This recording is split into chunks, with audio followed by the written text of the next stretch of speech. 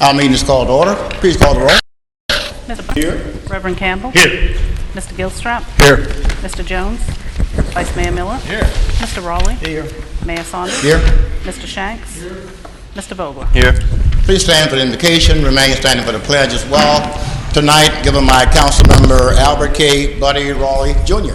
Thank you. Let us pray. Father in heaven, we thank you for another day and your gift of life. We pray now, Father, for our city. We need your help. We've got so many just random shootings going around, and we just pray your blessings upon us and those that are doing this, that somehow you can touch them. Thank you, Father, for all the many blessings you bestow upon us, and I pray that you'll put your hedge of protection around our police, fire, first responders, our men and women in uniform here and around the world. Thank you again for another day. Amen. Amen. I pledge allegiance to the flag of the United States of America and to the republic for which it stands, one nation, under God, indivisible, with liberty and justice for all. Thank you, Councilman Raleigh. Under communications, it'll be for visitors, shall be for the purpose of allowing members of the public to address council. They shall not serve as a forum for debate with council. Each speaker shall clearly state his or her name and address. Each individual speaker shall have 5 uninterrupted minutes. A representative of a group may have up to 10 uninterrupted minutes to make a presentation. The representative shall identify the group, and a group may have no more than one spokesperson. Identify the group before speaking, please. Time will be kept using the electronic timer on the podium. The green light will be lit when a speaker begins. The yellow light indicates the speaker has 1 minute left, and the red light indicates the speaker's time is over. Anyone wish to speak on any item not on the agenda? Anyone? Yes. Oh, yes, sir.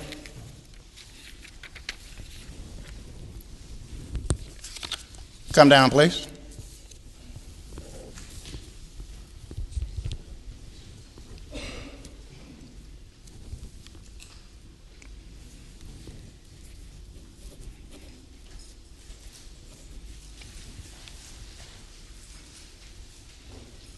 Glenn Scares, I'd like to say a few words about city government.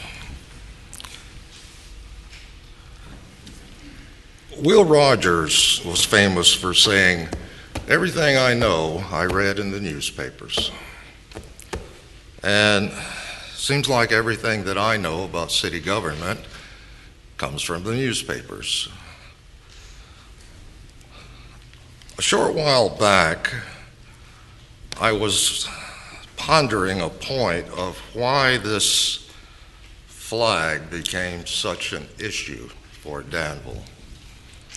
And it occurred to me that maybe the city was using a very old political trick of misdirection. Maybe to take people's attention away from the problems that were multiplying, someone may have come up with the idea of, let's start a ruckus in another area and take everyone's attention away from our real problems. Reason that I came to that was, what's in it for everybody? Does the city really want that flag down after it's been there for 20 years, hasn't bothered anybody? Does the museum really find it so offensive after 20 years that they can't stand it any longer? What was the real reason behind it? Now, as far as the city's concerned, I can understand some logic. It certainly got the newspaper and everybody's attention away from the city's problems, crime, schools, wasteful city government, and focused on an issue that I don't believe really should ever have been an issue. That's what the city got out of it. Now, what did the museum get out of it?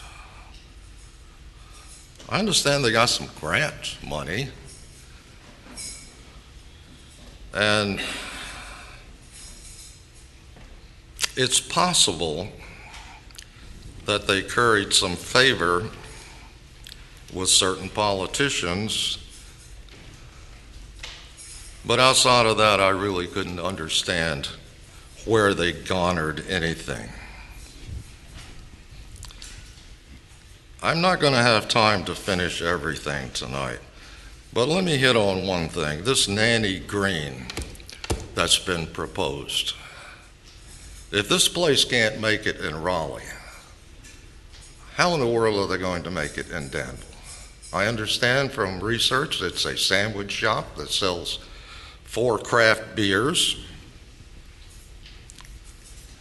and the city is planning on putting somewhere between $1,600,000 and $2 million into this project. The city is not bringing business into Danville. The city is buying businesses, bringing them to Danville and flopping them down and saying, here, see if you can make it. If you do, you get to keep the money. If you don't, you get to keep the money. Now, a short while back, there was a fellow who wanted to start a business in Danville. He was going to use his own money. But it seems that he's run into some zoning issues. Now, on the flag issue, there were protests. Hired guns were brought in. Big deal. I haven't heard a peep out of any of those people as far as this is concerned. And there's been no lack of reference to who they want and who they don't want in their neighborhood. That's a curiosity to me. Does that mean protests only happen when people are told to protest and told when to show up and told what to say? Something's not right. One last thing, Mayor. When you bring in someone like the Attorney General to Danville to meet with citizens, could you please hold it someplace else where some of us citizens would feel better about going? Thank you, sir. Thank you. Anyone else wish to speak? Anyone else? Yes, sir.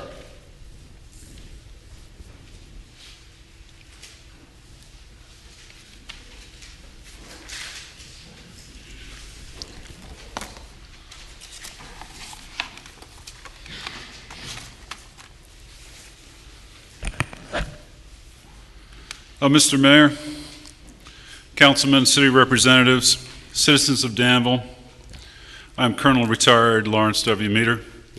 Thank you for letting me speak this evening. You're welcome, sir. While I support the decisions of the Commission of Architectural Review and the Zoning Board, which you all be discussing this evening, and I request that you do support them, I'm here for another reason. Why Danville? For some people, it could be employment. For others, perhaps revitalization of downtown. Perhaps it's for family reasons. For me, it was a mix. One factor of my move to Danville was because my parents, my brother and his family were here. Plus, Danville has what most cities did not, one of the finest historic districts in the United States. I say this because I've lived in over 18 different localities, been to 49 of 50 states, visited or driven through most of the larger U.S. cities, and traveled to multiple foreign destinations both as a tourist and on official duty, most during my 30 years serving the United States Army. Sure, here in the U.S. we do not have the historic castles of Europe, We don't have the Great Pyramids or Mount Picchu, and we do not have the Great Wall or Sistine Chapel. What we do have are houses stretching back several hundred years, and here in Danville, the width and breadth of the different architectural styles within the city is amazing. These historic houses, churches, museums represent our culture, our heritage, our past, and deserve our support. The second reason I came to Danville was to form a company, Mader Restorations, with the mission of ensuring the renovation of the Old West End, OWE, Historic District. But what did that mean? I would be asked, are you going to work on every house? No, I replied. It meant that I would use all my efforts to help facilitate the OWE renovation. Sure, I would work on the houses myself, but I would also support those that worked on their homes. I would encourage others to pick up a hammer or a paintbrush. I would seek like-minded investors to provide capital to fund the restorations. I would work with the city to support their efforts in bringing back the OWE. I would attend meetings, briefings, events that supported that goal, and when necessary, I would speak out on the issue of historic restoration when it appeared that the action or lack of action would be detriment to the district. Mader Restorations is not the city of Danville. It doesn't have the tax dollars behind it that brought the residents the pavers, the beautiful brick walkways, and the fountain downtown. It's not the IDA that's used public monies to purchase over 24 historic homes and hire architectural firms. It's not the Tobacco Commission, the Danville Regional Foundation, or Everett University that has deeper pockets and can do and make positive change on a much greater scale or level. Nor is it here to turn a profit. Restoring a historic home costs more than the value once complete. But what we are is a small group of dedicated culturalists that desire to preserve the history of this city and our country, one home, one structure at a time. I've now been in Danville for over 2 years, and much has occurred in the Old West End. I can say that the goal of ensuring the restoration of the historic district is working. A lot of folks say it's like HGTV to see the houses on Chestnut Street and throughout the district come back to life. For sure, it's slow, but it's a steady pace. Unfortunately for others, the collective efforts to bring back and preserve our culture has been seen as a means for ill-gotten gain. On multiple occasions, builders' tools, equipment, a roofer's metal brake, and other items have been stolen off of job sites, vehicles or sheds within the OWE and throughout the city of Danville. And most tragic, the life of Benny Sigmund was taken while he defended his property and his tools. Growing up, I was taught that it was wrong to take what was not yours, and it was also illegal. But it was a sin to steal from a person who worked with his hands, because those tools represented his livelihood, his means to feed his family, and I was told it was like stealing from yourself. The builder, the roofer, the carpenter, the electrician, the plumber, the HVAC specialist works in all types of weathers. They come out on the coldest of nights, weekends, and holidays away from their families when the pipes are froze, the heater stopped working, or the roof started leaking. Colonel. I'm out of time. Let me get to the point here, Mr. Mayor, if I could. Colonel. Your 5 minutes have expired, sir. I understand. Thank you. It will be published in, hopefully in the Register and B. Thank you, Colonel. Thank you so much, sir. Anyone else wish to speak? Yes, sir.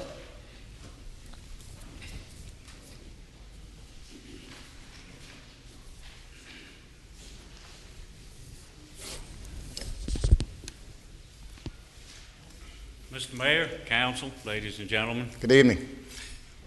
one picture's worth 1,000 words. Well, I got 2 pictures here tonight. That's going to be a quick 5 minutes.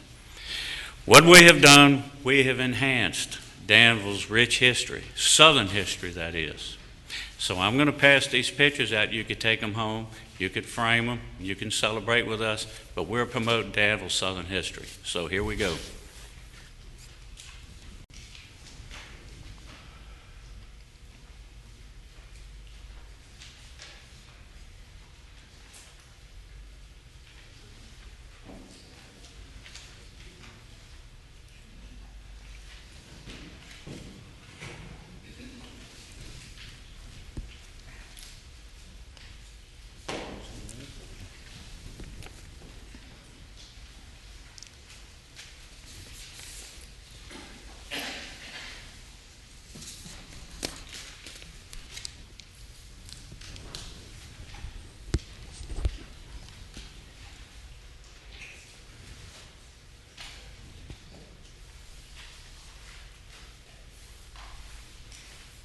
Thank you.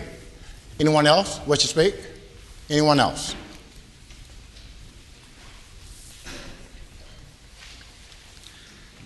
Mine will be pretty fast, too.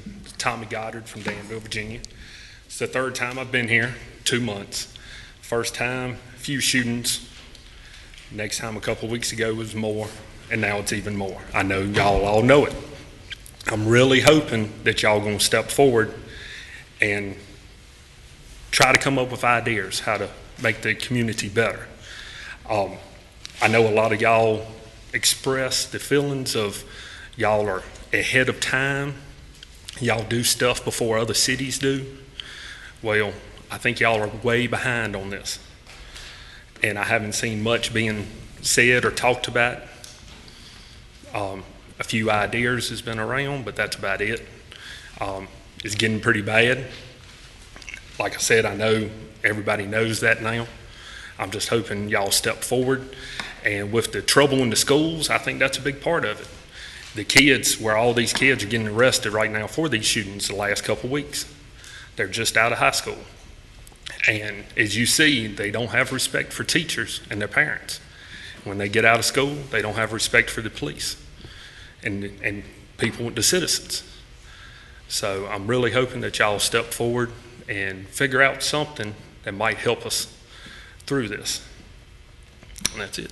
Thank you. Anyone else wish to speak? Mr. Vogler? Excuse me, are you talking to the speaker here? Yes, sir. We cannot violate our rules. We said the speaker will have 5 uninterrupted minutes. So after the public comment section, you'll be able to say, allowed to say what you wish to say. But I think at this particular time would be inappropriate. Okay, fair enough. Yes, sir. Thank you. Anyone else wish to speak? Anyone else? Okay, thank you. Is there a motion to approve the minutes of our November 17, 2015? Did I miss someone? You have a speaker?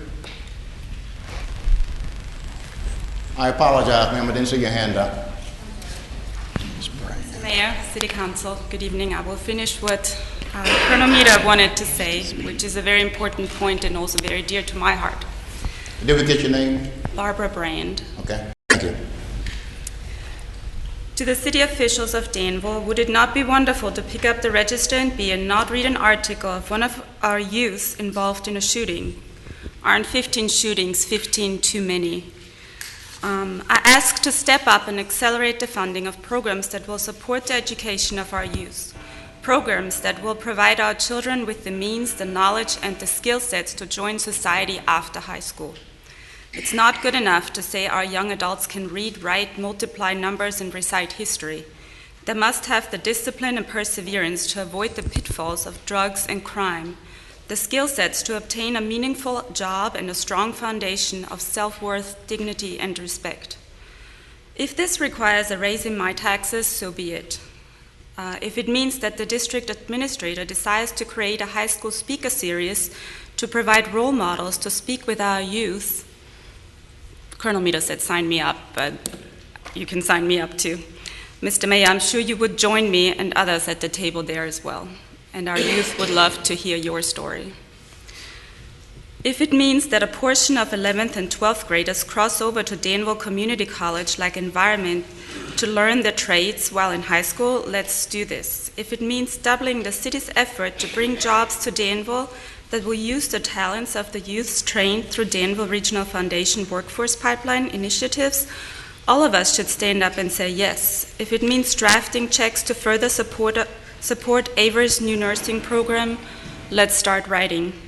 To the residents of Danville, would it not be better to read that the local jail might have to shift workers to other tasks or jobs because there were fewer prisoners to guard? I ask all of you, get involved. Support your local charities, your churches, your schools, your university, educational programs, clubs, museums, cultural institutions and events, the Science Center, and the children in our city. In the Old West End, throughout the city, together we have the collective means. We are stronger in unity when focused on a common goal for the common good. The vision of reimagining Danville is vibrant. We can make this city a better place for our children, for our families, and for our future generations. Thank you. Thank you. Anyone else? Anyone else? Thank you. Is there a motion to approve our minutes, November 17, 2015? Mr. Campbell, is there a second? Mr. Raleigh, discussion of the motion? Please call the roll. Mr. Buckner? Aye. Reverend Campbell? Aye. Mr. Gilstrap? Aye. Mr. Jones? Vice Mayor Miller? Aye. Mr. Raleigh? Aye. Mayor Saunders? Aye. Mr. Shanks? Aye. Mr. Vogler? Aye. Consideration of adopting an ordinance to appropriate funds for litter control and recycling efforts. Council, your pleasure. Mr. Buckner? Mayor, I make a motion to approve an ordinance amending the fiscal year 2016 budget appropriation ordinance to anticipate grant funds from the Commonwealth of Virginia for litter control and recycling efforts in the amount of $10,470 and appropriating the same. Is there a second? Mr. Raleigh, discussion of the motion? Please call the roll. Reverend Campbell? Aye. Mr. Gilstrap? Aye. Mr. Jones? Vice Mayor Miller? Mr. Raleigh? Aye. Mayor Saunders? Aye. Mr. Shanks? Aye. Mr. Vogler? Aye. Mr. Buckner? Aye. Consideration of appointment to the following boards: Employee Retirement System, Mr. Vice Mayor. Yes, Mr. Mayor, I'd like to propose a resolution reappointing E. Linwood Wright as a member of the Employee Retirement System. Is there a second? Mr. Raleigh, discussion of the motion? Please call the roll. Mr. Gilstrap? Aye. Mr. Jones? Vice Mayor Miller? Aye. Mr. Raleigh? Aye. Mayor Saunders? Aye. Mr. Shanks? Aye. Mr. Vogler? Aye. Mr. Buckner? Aye. Reverend Campbell? Consideration of authorizing a resolution to affirm or overturn the Commission of Architectural Review's decision on Hallbrook Avenue. Open the public hearing. Anyone wish to speak? Anyone wish to speak? Yes, ma'am.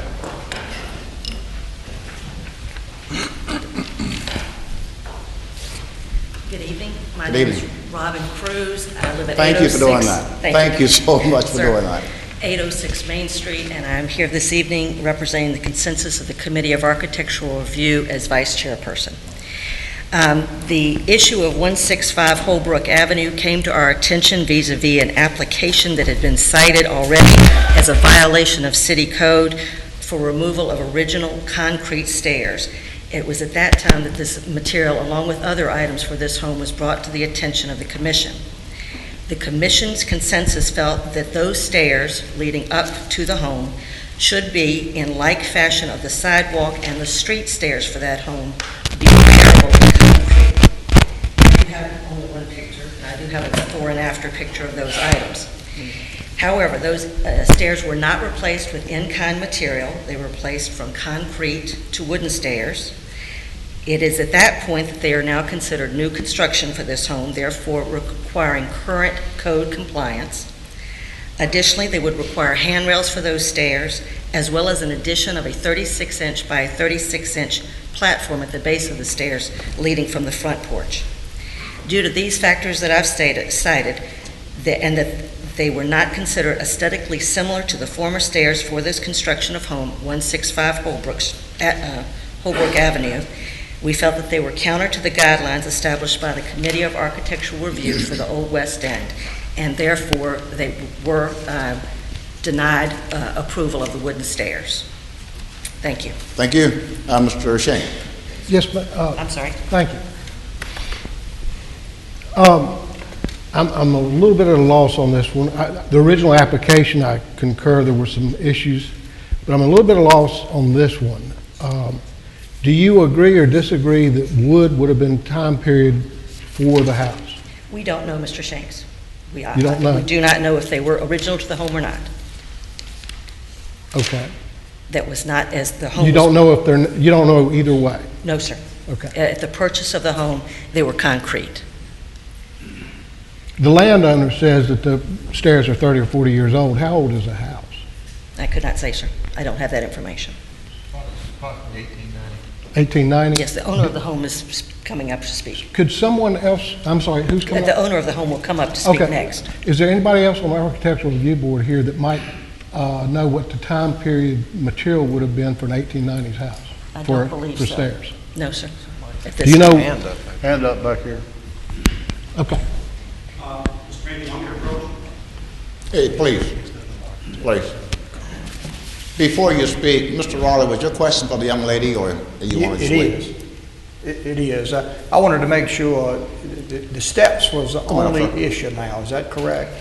The issue that we cited is not agreeing. Yes, ma'am. There was a fourth issue about a post box that was also denied by the Committee of Architectural Review during that meeting. I Yes. do not understand that to be the item of contention. Exactly. Thank you. It's not.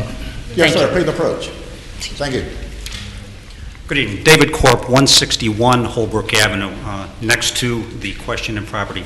I do not know what the original composition of the stairs at 165 Holbrook were. I do, however, have a picture of my house and the house to the left of me, 1903, and it came from a published work, The Artworks of Danville, clearly showing that my steps and the steps on the house to the left of me, 1903, were wooden. Thank you. We're wooden? I'm sorry, did you say we're wooden? Were wooden, yes. And your address? 161 Holbrook, next to the Next questioned door. property, yes. Okay, thank you. Okay, Mr. Vice Mayor? Question, were the steps, you said they were removed, the concrete steps, didn't they just put the wood over the concrete steps? I understand that the homeowner had a demo of the steps at the time of purchase. I do have, unfortunately, just two pictures, but one prior at the time of purchase and then one as of today. Unfortunately, I only have two, but I'd be more than happy to circulate those. Mr. Mayor, may the other speaker also circulate his pictures? Second. May the other speaker also circulate his pictures? Absolutely, yes, sir. I was just handed this. This is the picture that I was referencing. Mr. Vice Mayor, you have more? Not at this time. Ms. Campbell? Yes, if you are unsure exactly what the original was, then how can you make a statement definitely that it's a violation? At the time of purchase of the home, the way the home was purchased, they were concrete steps that were repairable at the time. We can only adjudicate on that which information that we have at current reference for us, in as much as the Committee of Architectural Review only took pictures of homes from 1970 or 72, I don't recall which. But still, you are not sure what the original. That is correct. None of us here right now were here at that time. Other questions? Mr. Vice Mayor? You said when the house was purchased, most recently? Yes, sir. And I think you have in front of you that picture. I had one more question. The picture, and I don't have the report open, but the pictures that were included with the application showed the steps, and they didn't really look repairable. But is that the position of your board that they were repairable? Yes, sir, because the stairs were in like fashion at the street stairs and the concrete, and that was represented by the applicant during the course of the meeting, and they indeed were repaired with concrete. That was my point. Raleigh, there. and then Mr. Gilstrap. I'm looking at a picture that, I'm going to guess 10 or 15 feet from the steps in question were other concrete steps that go to the sidewalk that were repaired in concrete. That's correct. Is that right? Mr. Gilstrap?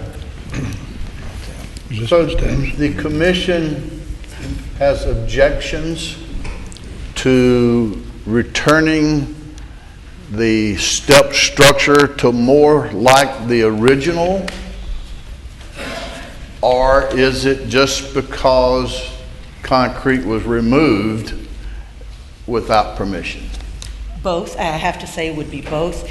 The purchase of the home at the time from which the commission was making an adjudication was that the stairs, as they were at purchase, were repairable and indeed were repaired at the street side of the facility, of the building. But had the owner requested permission to return the steps to more like the original steps, would the commission have granted that? I'm sure you can't speak for the commission. I cannot speak to it, Mr. Gilstrap. However, in the current form of wooden steps, as they have been currently built. It does indeed necessitate 2 additional items that were not formerly a part of the home or a part of its original construct, and that would include handrails as well as a platform at the base of the steps, because as I mentioned, it has to meet current code standards. I am not an architect, but there was much discussion about rises and pitch, or rises and depth of the stairs, and that the current, under new construction, did require that additional platform and handrails. Did that meet your questions? Well, looking at the, I'm having a difficult time determining the picture here, but it seems to me that these are very close to the steps that are presently built out of wood. Is in the original, you haven't seen that. And just going from the picture, it looks to me like they are very similar to what is actually there presently. And I would concur. You would concur? I guess my question is, explain to me again why the commission is proposing to not allow the wooden steps. By the destruction of the former stairs as they were in their purchased format, and the replacement of wooden stairs, it did require meeting current code citations, current code compliance.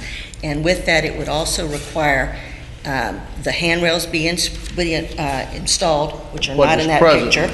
Pardon me?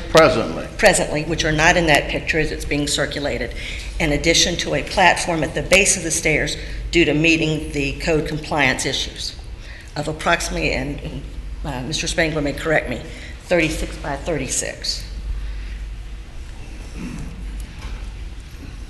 I have a question, Mr. Gilly, when he comes up. Okay, Mr. Vogler. Yeah, I want to follow off of what John was saying, just to make sure then that I'm clear, and I know you can't speak for everyone on the board, but it appears the objection was more that this was done without permission ahead of time. That is certainly one issue. Have there been other instances in the past where an applicant has made changes to a property from the condition it was when they purchased the property, but in which they were trying to return it more to the form of what it was when it was originally built? In other words, the property had been altered over time. Yes, sir. And so when they bought it, it was in a different state than it was originally. And so they're moving it back to its original state. Yes, sir. And are those typically approved, generally speaking? I could not say, sir, in as much as we make adjudications on a case-by-case basis. Thank you. Thank you. Anyone else? Thank you, ma'am. Thank you.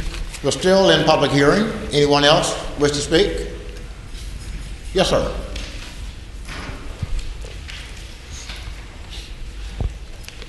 Thank you. I'm Colonel Lawrence Meter, Colonel retired Lawrence Meter. To answer your question, Councilman Vogel, yes, in fact, I have done that. I have turned the house back and had permission from the CAR to take a metal door out of a single-family home that was converted to a duplex and put back an original window. So yes, I think you have 2 decisions to make on this one issue, and one is it right to do something and then come back to the Commission on Architectural Review and ask forgiveness? And then, the debate is concrete or wood, what was there first? I'm unsure, even on some of the things in my house, what was there first. And I will tell you, I've been turned down by the Commission of Architectural Review to do certain things also. And the second issue you have on this is that if you do allow it, you must think about the guidelines that you approved and you published, because then what good are the guidelines? As all of us that renovate historic homes. But you also must think about the codes. And you have city officials that go out and inspect, and you really should have the code official here to speak on this issue right now, so you could have it line and paragraph of how the wooden steps would meet code or not meet code, or what would need to be done to meet the code to approve this. We don't really need to see something approved over the head of the CAR, because you will open Pandora's box without putting in that additional piece that you must meet code. We have to do at least that, and I believe that's what the distinguished lady was trying to point out was, now that it's wood, now that it's new construction, it has to meet the current code. Colonel, make sure that I'm clear. Are you speaking in favor of affirming the CR decision or overturning it? I'm always in favor of affirming what our government is saying, and the CAR is a branch of the Danville city government. However, you are elected by the people, for the people, to sit a little bit higher than the CAR, to have that overarching look, to see maybe it's in the best interest of the public that you will override their decision. And if that is the case, I would ask you to ensure that if you do that, that you caveat it with, it must meet current code. Current code said there should be a railing to hold on to as you walk up those steps. Current code said there should be a platform down below. Current code might say that it can only be a riser of 6 to 9 inches and a depth of only 8 inches. I'm not the code official, but it would be good to have that person here. Walter Lucas would be the individual. Thank you. Thank you. Anyone else wish to speak? Anyone else? Mr. Mayor, am I speaking out of term? I'm the owner. Do I get called up or can I do it this time? Come on up. Can I approach to distribute? Please, approach.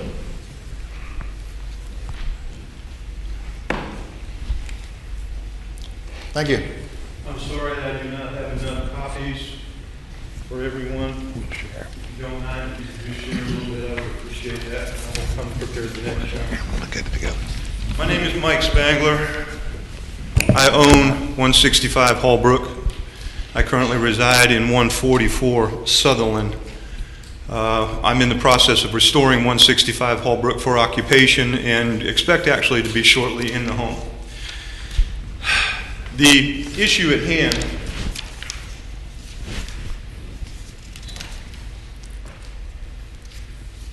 is about concrete steps as opposed to wooden steps, and it is kind of confusing to me because, quite frankly, concrete was really not used in the 1800s. Actually, it was used in the 1800s, but it was specifically used for large-scale structural commercial type edifices and not small residential homes, which is evident in the fact that virtually none of the late 1800s properties have any kind of concrete use in the foundation works. They're generally either set brick on grade or they're set brick on rock. To put a concrete stair into a home and not put concrete underneath the house for foundation doesn't make any sense, even for the building concepts back in that period. Because concrete was not really generally used in residential construction until the early 1900s and mid-1900s, which is evidenced by Frank Lloyd Wright's architectural design. Not many, if any, residential homes had concrete, and therefore to conceive that a stair system would be poured and no other concrete would be used on a home doesn't make any sense. Back then they had brick, they had steel, they had iron, they had wood, they had various other forms of materials that they could use at that time, but they did not have concrete in bags and easily used as we do today. Subsequently, very few homes actually had concrete, and those that do, for the most part, were simply the wooden steps degraded and they were replaced with concrete over a period of time. That was one of the bases that I am actually contesting the decision of the Committee of Architectural Review. The second basis was that the stair system was not in compliance for safety standards. It did not have the proper rise and tread that's required for ease of egress and ingress into the property and out of the property. It makes it difficult to climb the stairs. You have to think about what you're doing. You have to pay attention to what you're doing when you're going up and down the stairs. And if you're not paying attention, it's very easy to misjudge and to lose your balance. Ergo, handrails would be essentially critical in that particular situation. But with a stair as wide as this one is, unless you move to the extreme right or left, it would be difficult to use handrails to start with.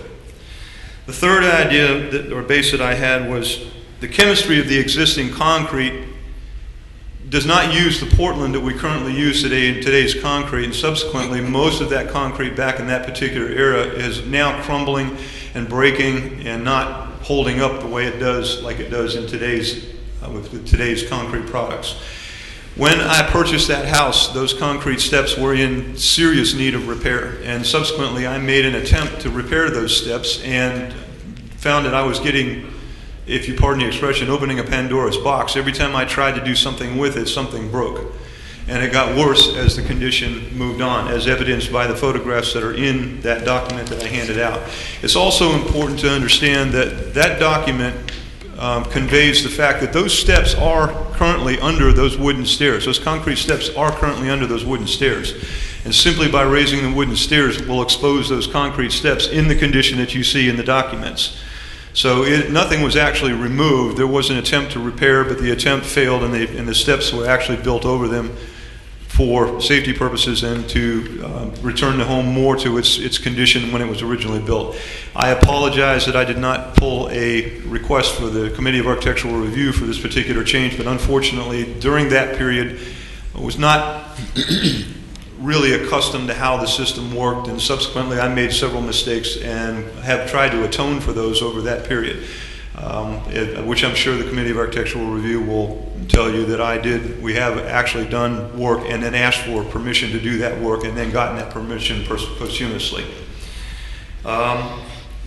The structure, the house, we were doing our best to return it to its original condition or to a like original condition. We are not trying to shortcut, we are not trying to invent, we are not trying to improve, which is actually in the documents of the committee's guidelines. It specifically states that you should not improve on the dwelling itself, that you should try to maintain the dwelling in the condition in which it was built and work to great extents in that fashion.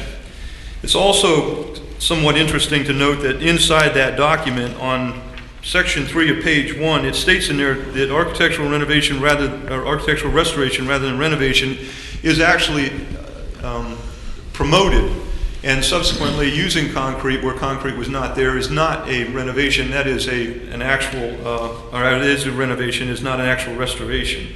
Repairs should match as much as possible in terms of materials, size, shape, texture, and color. Well, since concrete is not available, repairs to concrete is not in the guidelines.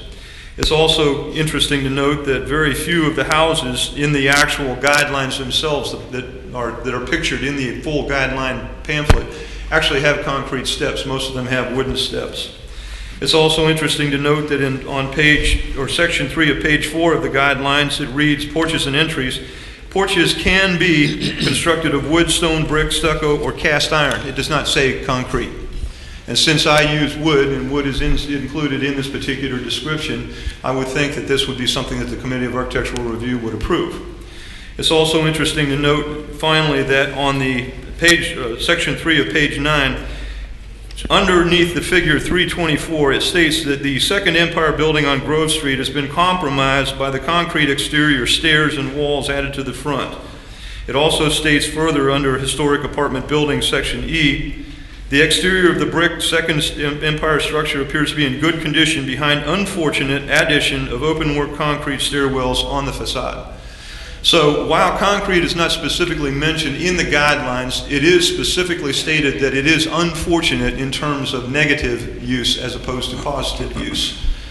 I don't understand why the Committee of Architectural Review has a problem with the wooden stairs. They were available back in the late 1800s when this house was constructed. Concrete stairs were not. That's basically all I have. Mr. Raleigh? Yes, sir. Mr. Spangler? Please. I just want to make sure I understand.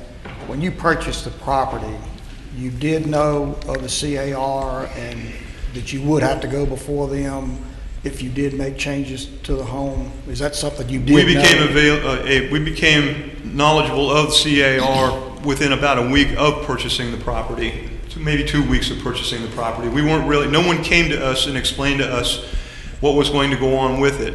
And granted, we assumed since it was in the historical district that we were going to have to comply with historical guidelines, but since no one came, no one said anything, we didn't realize there was a CAR procedure involved in it.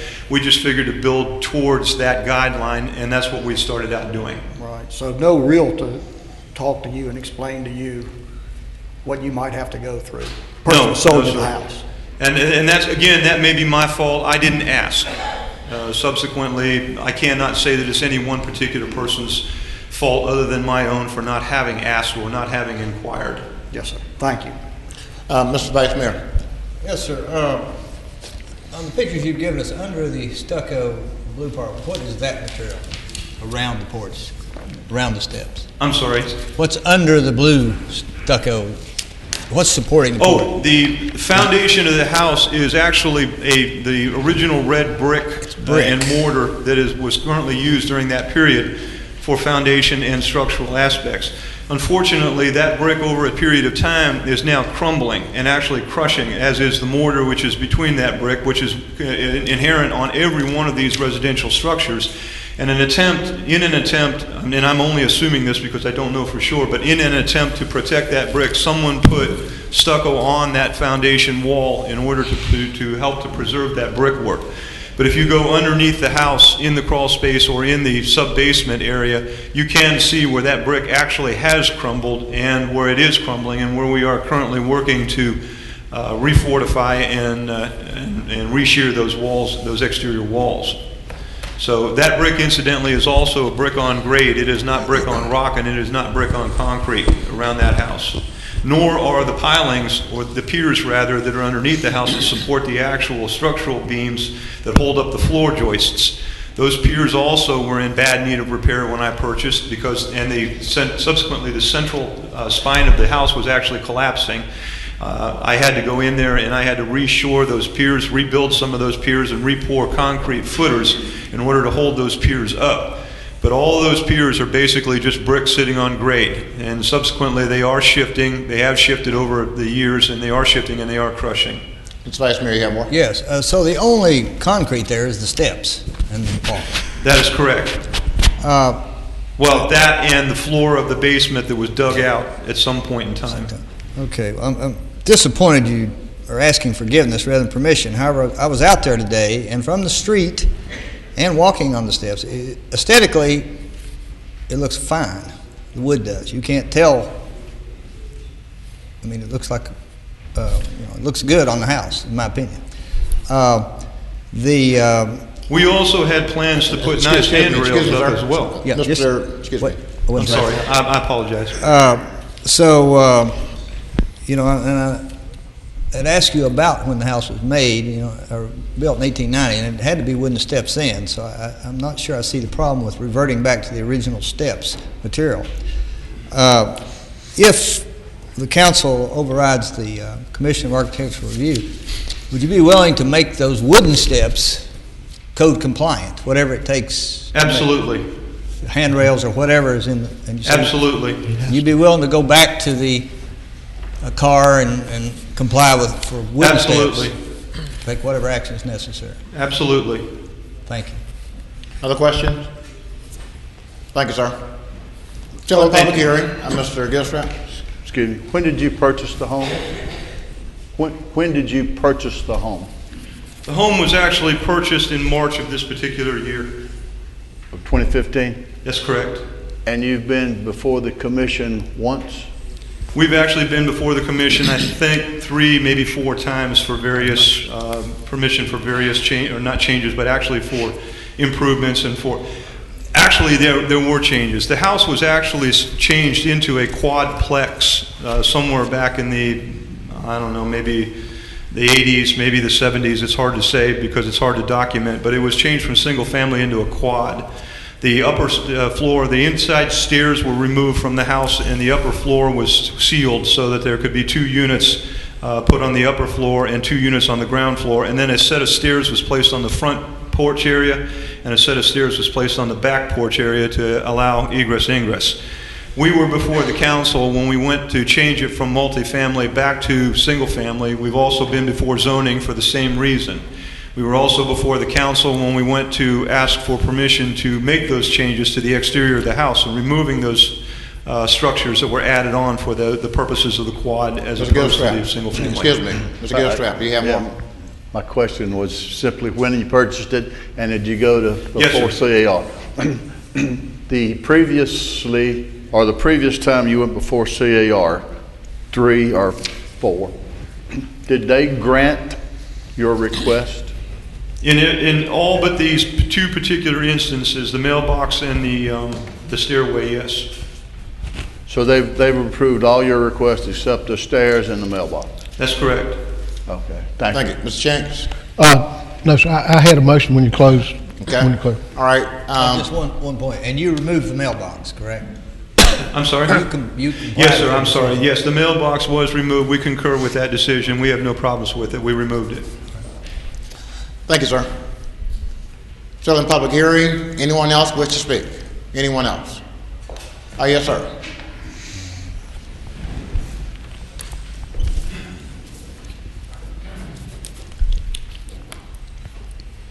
Hi there, my name is Stephen Wilson. I live on Main Street, and I just want to make a point of information that we spoke here a few months ago about vinyl siding. I don't want to bring it up right now, but it's going to be coming up again in the spring. And this issue with the CAR guidelines and the function of the CAR committee is actually going to be continuing to engage City Council in debating arcane little issues. I just want to make that parallel because I think Mr. Gilstrap said, do you want us to turn down vinyl siding? And my answer was yes, but the fact is that a number of these little things that are mistakes in the guidelines, I believe, are going to continue to bring cases to the City Council, and I hope we can somehow resolve that in the near future. Thanks. Thank you. Anyone else wish to speak? Anyone else? Close public hearing. Council, we have a choice. I'll ask the attorney to confirm what I'm reading. One, we have a choice of affirming the CAR decision, and the other, we have a choice of overturning it. Is that correct? That's correct, sir. Okay, Council, your pleasure. Mr. Shanks? Question. Question? Yeah. Okay. If we overturn, it goes back to CAR? No. It's overturned? It's That's it. overturned, and they would keep the steps. Okay. Mr. Shanks? Mr. Mayor, I propose that we adopt a resolution overturning the Commission of Architectural Review's decision at 165 Holbrook Street. Second. There's a second, Mr. Vogler. Okay, discussion on the motion, Mr. Gilstrap. I have a question of Mr. Gilly, please.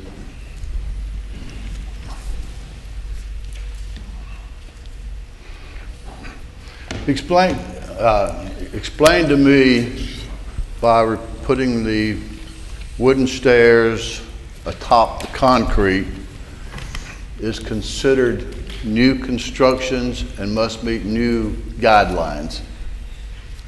If I understood them to say that that was basically what occurred. That is correct. The concrete is there now, being removed. Wood's being replaced. That is new material, not existing. The new material then has to meet the current building code for rise, run, and everything else. What that is, I do not know. I'm not the code official. So, as he said, Mr. Lucas would be the one to answer those questions. So, Mr. Mayor or City Attorney, if we support Councilman Shanks' motion to overturn, then there's no guidelines that we would go back to require them to meet the code? No, they would still have to meet the code. I'm Yeah, sorry. they're going to have to meet the building code regardless. For wooden stairs. But not necessarily the guidelines of the CAR. They'll have to meet the building code guidelines in order to get a certificate of occupancy. And I understood, so you were willing to do that. Absolutely. Could we not, I have problems appointing a commission to make decisions for us, and it seems that we debate every decision they make. And I think the gentleman said, I think we either need to change the guidelines or confirm the Commission of Architectural Review's decisions. Thank you. Thank you. Before I go to Mr. Shanks, am I correct that maybe concession is not the right word, but Vice Mayor asked Mr. Spangler about some, I use the word concession, and he agreed to make certain changes if this approved. Is that correct? Mr. Vice Mayor, is that correct? That's what he said. Building code, wasn't it? Yeah, to get the building code. To meet building code. Bring them into code. For wooden stairs. bring them into code. For wooden stairs, yeah. If we support wooden stairs, he'll make them code compliant, the wooden stairs. Building code compliant. Building code, thank you. Not architectural code, building code.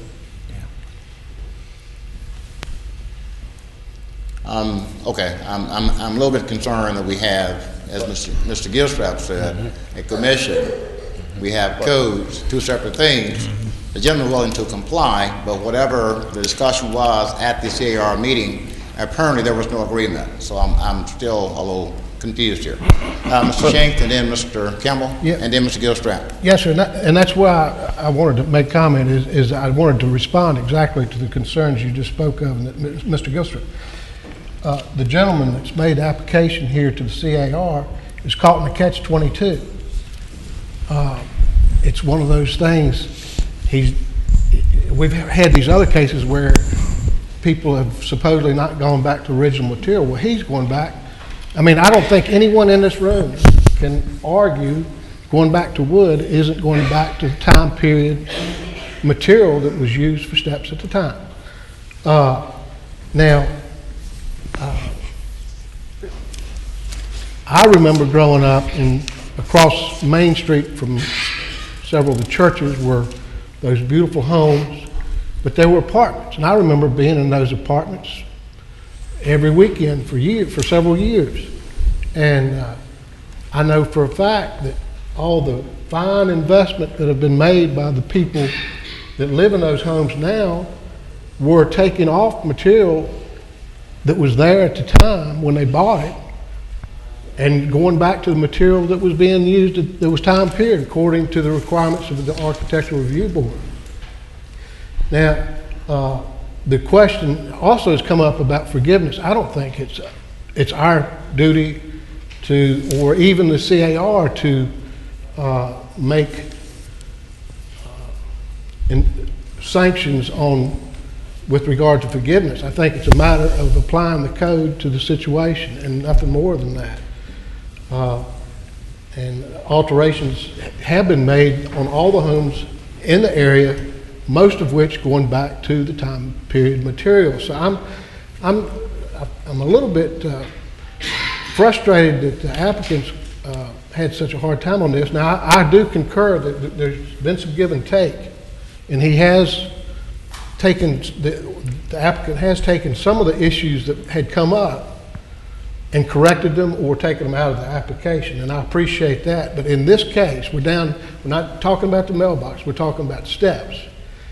And I don't think there's anyone in this room that can argue that wood was not the time period material, and that specifically is what is asked for in our guiding document for the Commission of Architectural Review.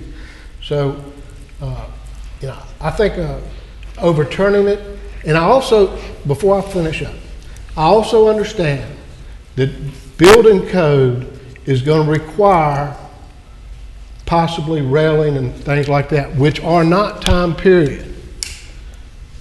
But how in the world can you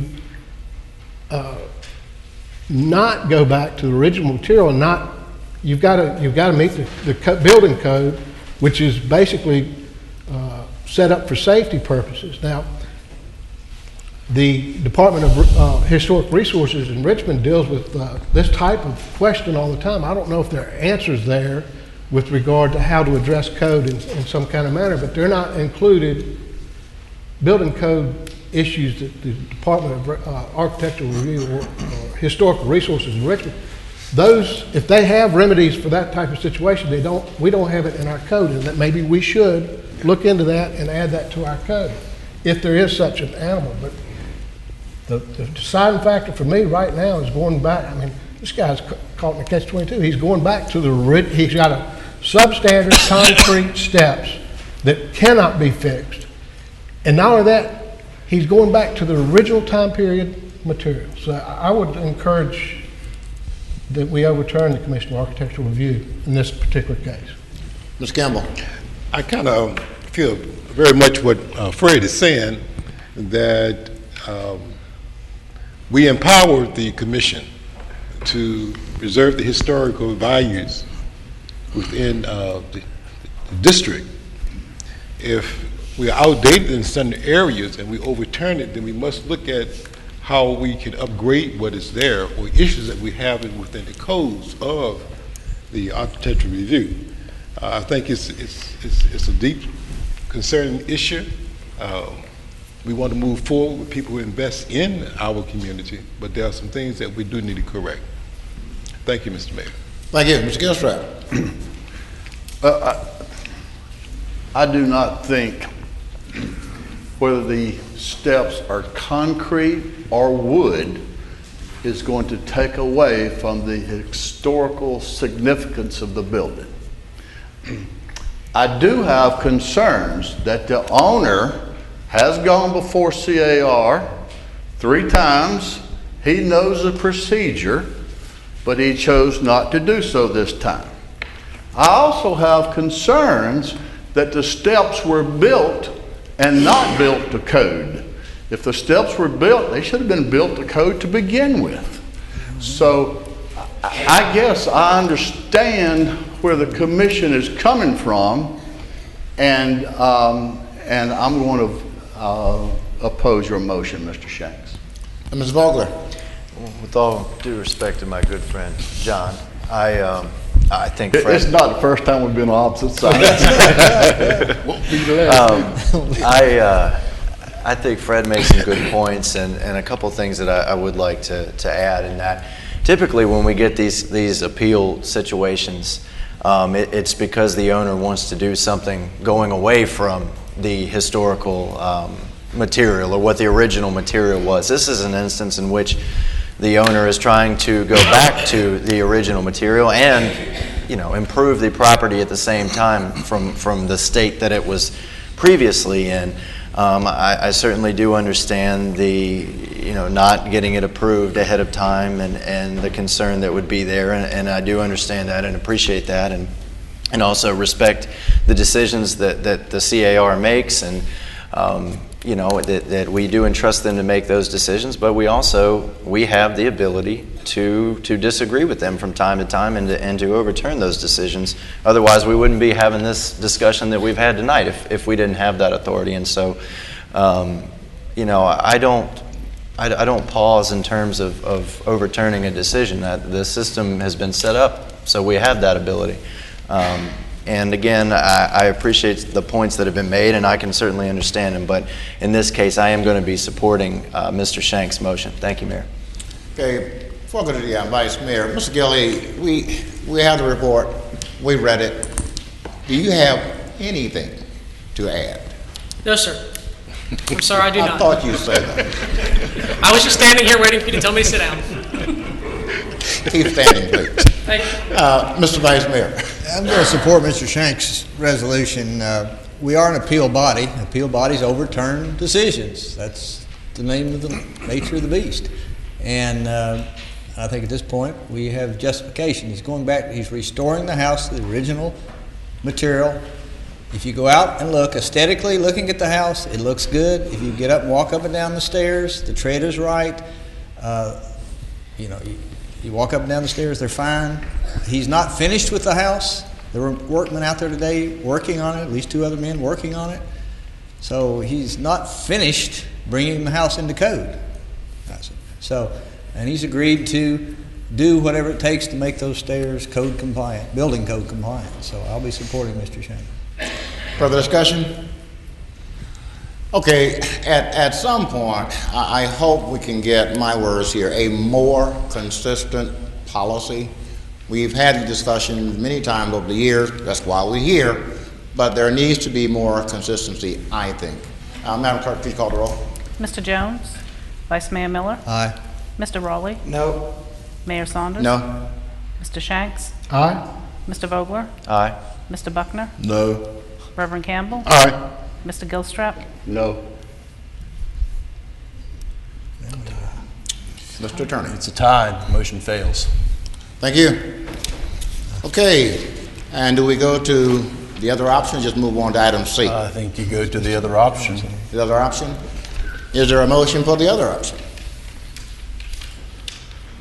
Hearing, Mr. Gilstrap? Mr. Mayor, I move resolution affirming the Commission of Architectural Review's decision at 165 Holbrook Avenue.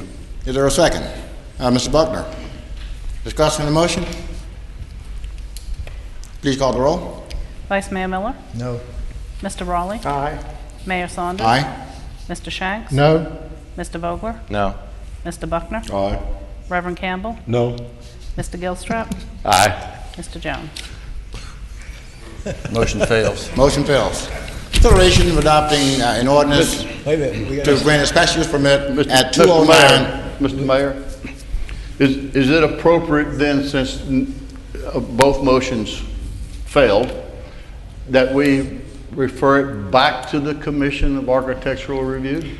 If the motion fails, Mr. Attorney, what happened? Both motions of them fail. fail. It's the next Well, step. since both motions fails, the status quo stays, so I would think the CAR's decision stands. Thank you. Okay, item B, consideration of adopting an ordinance grant special use permit at 209 Trade Street. Open the public hearing. Anyone wish to speak? Anyone wish to speak? Close the public hearing. Council, your pleasure. Mr. Vogler. Mr. Mayor, I move we adopt an ordinance granting a special use permit subject to conditions for indoor commercial recreation in accordance with Article 3M, Section C, Item 4 of the Code of the City of Danville, Virginia, 1986, as amended at 209 Trade Street. Second, Mr. Buckner. Discussion on the motion. Please call the roll. Mr. Raleigh, Aye. Mayor Saunders. Aye. Mr. Shanks. Aye. Mr. Vogler, Aye. Mr. Buckner, Aye. Reverend Campbell, Aye. Mr. Gilstrap, Aye. Mr. Jones, Vice Mayor Miller. Aye. Consideration of adopting an ordinance to rezone property from Old Town Residential to Highway Retail Commercial. Open the public hearing. Anyone wish to speak? Yes, sir. Good evening, Mr. Mayor. Good evening. Council members. Hope this is a little easier for you. I'm Mark Johnson, L&D Professionals. I'm representing Piedmont Place 1 LLC for this request. I appreciate your consideration. What we're doing basically is when we put together properties to form Piedmont Place Development, this property was purchased yet not like zoned, so it cannot be consolidated, and that's why we're here tonight, to rezone it to the zoning of the rest of the property so we can consolidate it all together. I have, actually I have maps of the proposed consolidation plat if anyone wishes to see what it would look like. Would you like? Any question for Mr. Johnson? I'm good. Thank you. Thank you, sir. Anyone else wish to speak? Anyone else, sir?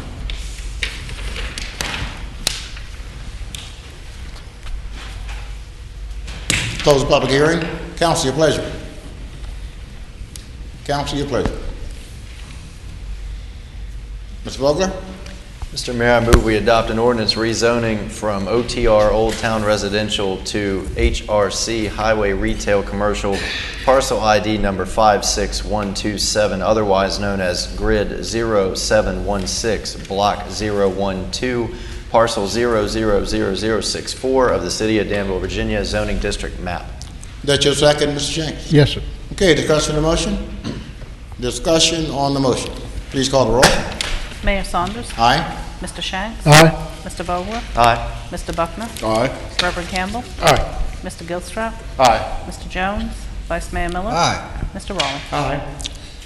Mr. Larkin, am I correct that the proposer has requested item D be pulled? That's correct. Okay. We'll pull item D and go to item E. Consideration of approving resolution to maintain zoning at 1009 Main Street. Open the public hearing. Anyone wish to speak? Anyone wish to speak?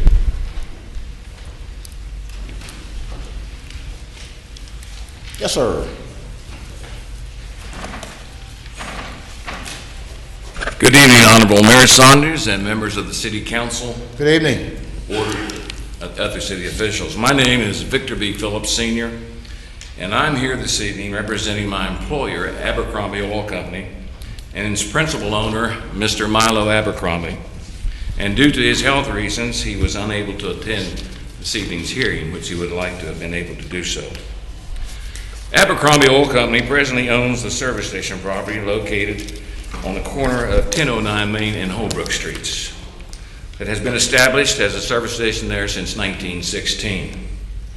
I retired myself from Exxon Company USA with 38 years of service over 10 years ago, and I'm still employed in the old business representing Abercrombie Oil Company.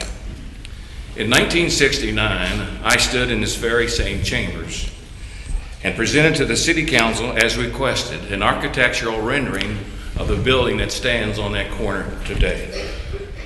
And it was unanimously approved by then Mayor Clark and the City Council members. However, over the past 46 years, there have been many major changes in the automobile repair business, where the days of the shade tree mechanics have all but disappeared, due to car owners now taking their cars back to automobile dealerships where they can have their warranties honored. Over the past few years, we have leased out this service station several times to different operators, but they were unable to earn a living or pay their overhead expenses, and the store would close. For almost 18 months now, this business has been closed and dormant as a non-contributing of sales tax revenue to the city of Danville, while at the same time we're paying our property taxes every year. While the owner, Abercrombie Oil Company, has been losing monthly revenue on their high dollar investment on this past 18 months on this particular corner. We cannot and should not continue this any longer. Mr. Milo Abercrombie himself has been a longtime supporter and contributor to many of the City of Danville's projects and is a well-known businessman, as well as a large employer within the City of Danville and Pittsylvania County for over 70 years. We now have an opportunity with new investors in place that want to purchase this property and open an upscale deli market specializing in fresh coffee, fresh baked donuts, carry out fast food items, snacks, sundry items with a sit-down dining area, and continue to sell low-priced gasolines with no beer sales, and I repeat, no beer sales that will offend any of the people that are objecting to what we want to do at this location.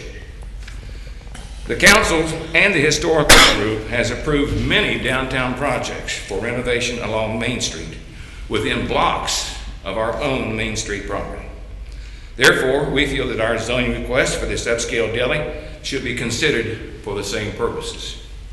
Our existing building will take on no exterior changes other than to remove the existing bay doors and replace with colonial windows in their place, along with new outside landscaping to accent and complement our next door neighbor, the last capital of the Confederacy, our own city of Danville's true heritage that no other city in the USA can claim. And we want to be able to honor that same image and continue that on. All of the planned improvements that will take place are on the inside of the building, with all new amenities in order to accommodate and satisfy the new anticipated customer base. Now later on, after our presentations, you will hear from a group of people that are opposed to this change for our zoning request. And I ask that you pay close attention to their objections, for they are based on hearsay, their own past personal opinions, and observations of older and other non-conforming convenience stores in the city, with no visionary or imaginary images of what the new owners want to present in order to build a good, profitable business, not only for themselves, but create a good image for that corner of Main Holbrook, and offer job opportunities for 8 or 9 new employees that will bring additional revenue into the city coffers. Also consider the fact that they'll be investing over $300,000 of their own money to make these improvements and become a good neighbor, and are requesting no special grants from the city of Danville. Also consider the fact that they will be investing time and energy and coming here from out of town where they are willing to make this investment because they see the opportunity, for they operate other stores in the city of Lynchburg and also a historical district with no complaints, and we have plenty of surveys from their customers in Lynchburg that say they are a good neighbor and a good contributor to the city revenues of Lynchburg, Virginia. I thank you for your attention to our request And I will now call on our attorney, Jim Daniels, who represents the clients, for more details on what they're proposing for the corner of Main and Holbrook. I thank you.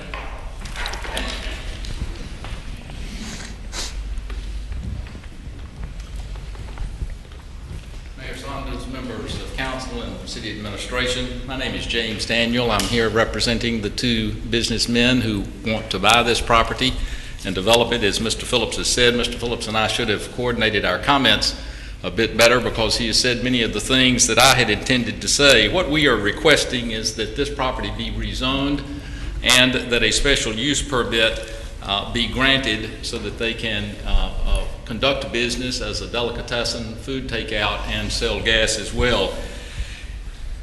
I don't know if all of you, as I do, drive up and down Main Street in West Main on a daily basis. And certainly those areas, together with South Main, are some of the most beautiful parts of our city.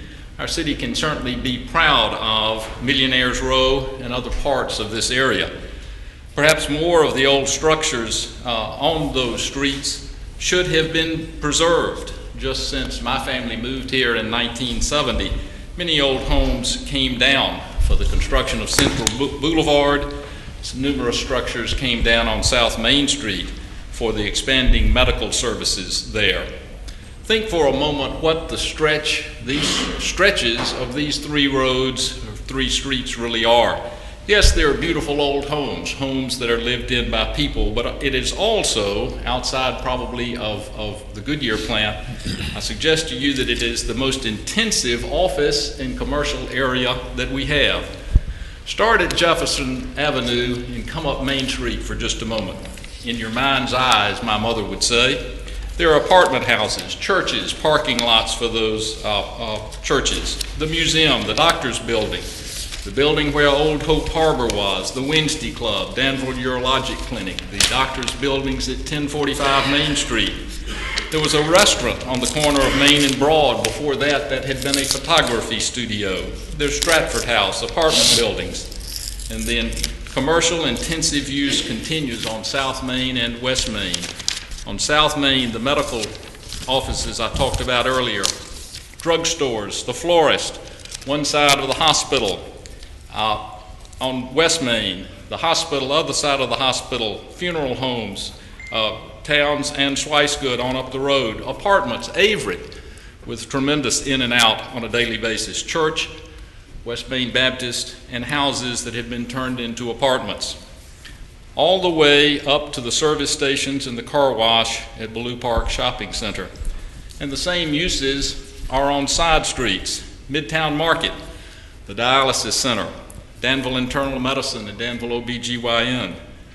And right in the middle of all of this is an attractive building that has been an Esso or Exxon service station for decades. That is the building that we are talking about tonight. As Mr. Phillips pointed out, I understand that a conventional service station that was constructed there and has been there apparently since 1916 can no longer compete in the current marketplace. But that building is there. And what is that building going to be? I submit to you that our request tonight is not illegal spot zoning. In a real sense, it is not even a rezoning.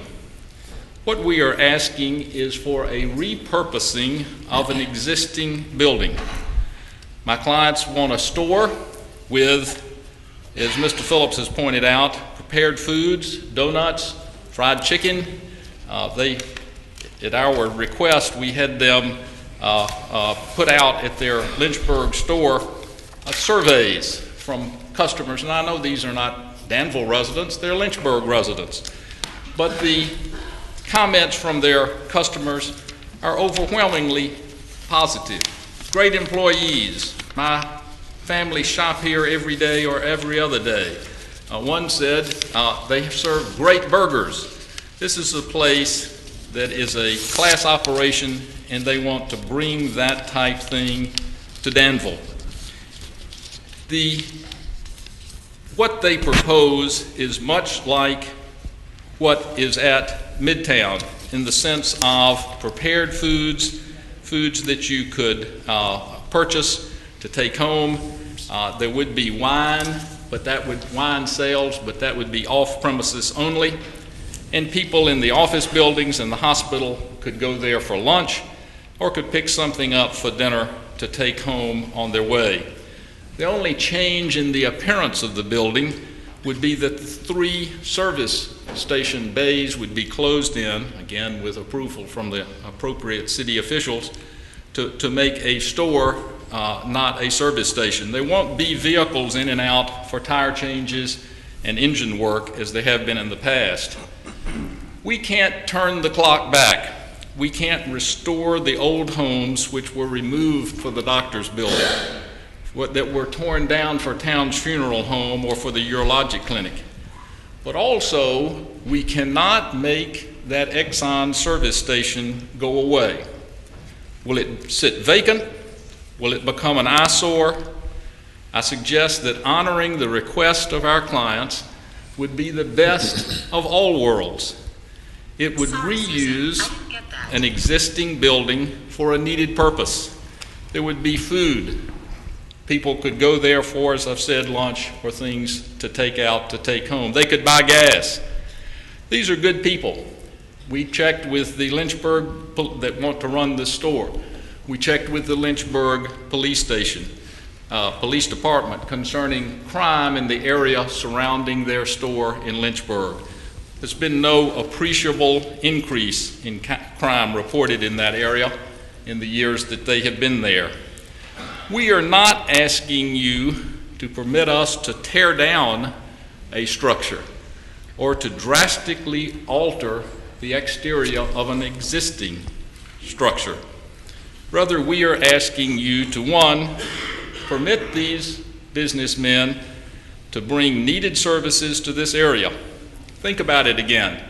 Coming up Main Street, as I asked you to do a few moments ago, from Coffee Emporium down on Main Street to McDonald's at Ballou Park, there's no place to eat lunch or no restaurant in that area.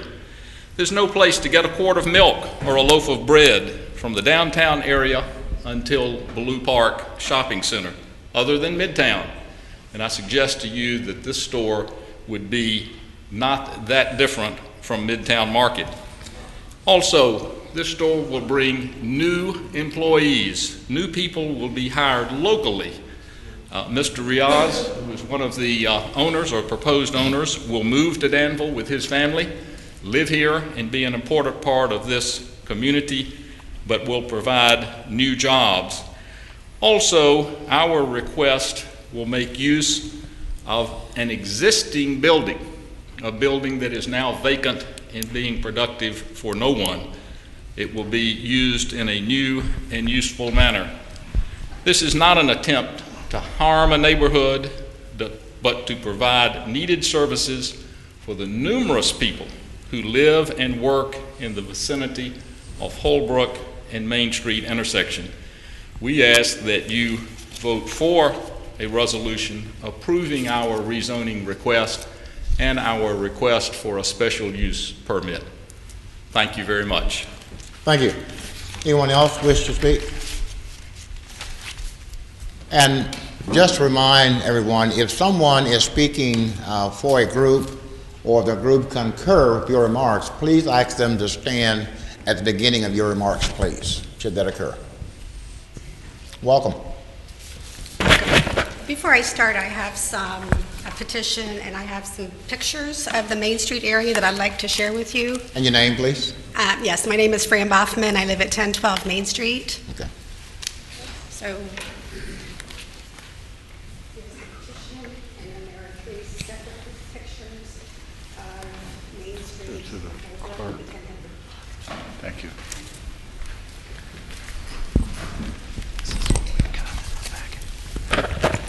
So, good evening, ladies and gentlemen. I appreciate the opportunity to speak to you tonight.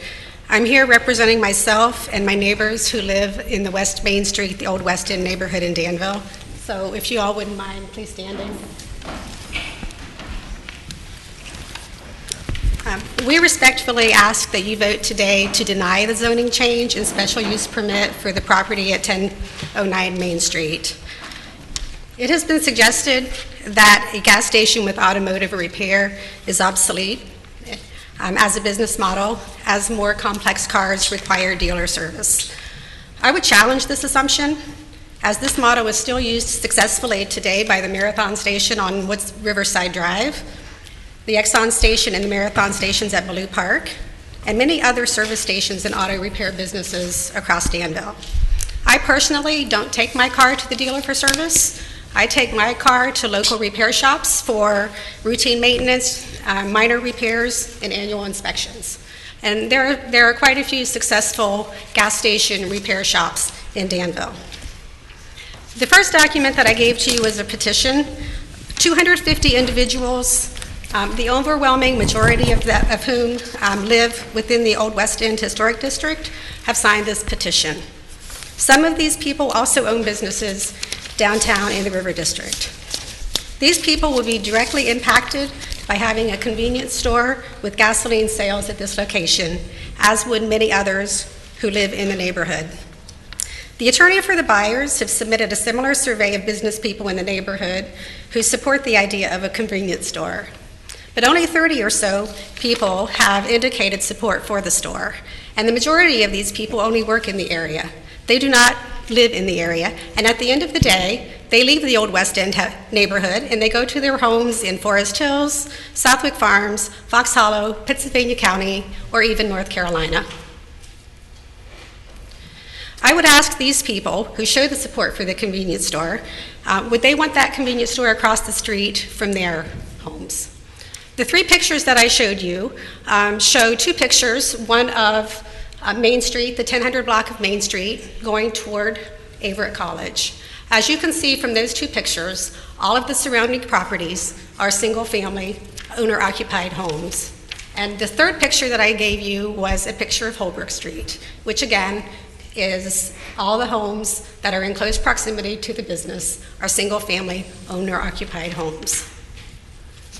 The property owners in the area in the city of Danville have worked very hard to revitalize this area, including the River District and the Old West End corridor from Averett, from downtown to Averett University. The area has come a long way from where it was 20 years ago or even 10 years ago. The area is thriving. We've had several ribbon-cutting ceremonies in the past few months. In addition, over the past several years, crime in the neighborhood has decreased thanks to the efforts of the citizens of the Old West End, the Danville Police Department, City Council, and Mayor Saunders, all of whom have worked very hard with the community on events like the Neighborhood Night Out that we had last fall. The River District and the historic Main Street corridor have changed from being the places to avoid to being quite trendy these days. The challenges we now face are twofold. The first being the sustainability of the progress that we have made to improve the area, and the second is to sustain the momentum that we as a group have achieved to continue to develop the area. The decision that we make tonight will be a milestone decision that will determine not only the future of the Main Street area, but the future of Danville as well. One has to ask several questions regarding this issue. Does this convenience store with gasoline sales benefit the residents of the Old West End neighborhood? Does this align with the City Council's vision of where it would like for Danville to be in 5 years, 10 years, or even 15 years? How will this impact people's perception of the Old West End neighborhood? What will be the impact on the quality of life, health, and safety of the residents in the area? The answer to number one is that this business would clearly not be a benefit to the residents of the area. While it might be a benefit to the people who work in the area, it clearly would not benefit the people who live in the area. Convenience stores tend to be higher priced than other stores for the same goods. The choice of food items is limited to non-perishables, so it is not likely that local residents would have the option to purchase fresh produce or other healthy food items. Junk food, tobacco, and alcohol, as well as lottery tickets, drive the profits in convenience stores. They profit from those who can at least afford the higher prices and enable an unhealthy lifestyle, including smoking, gambling, and alcoholism.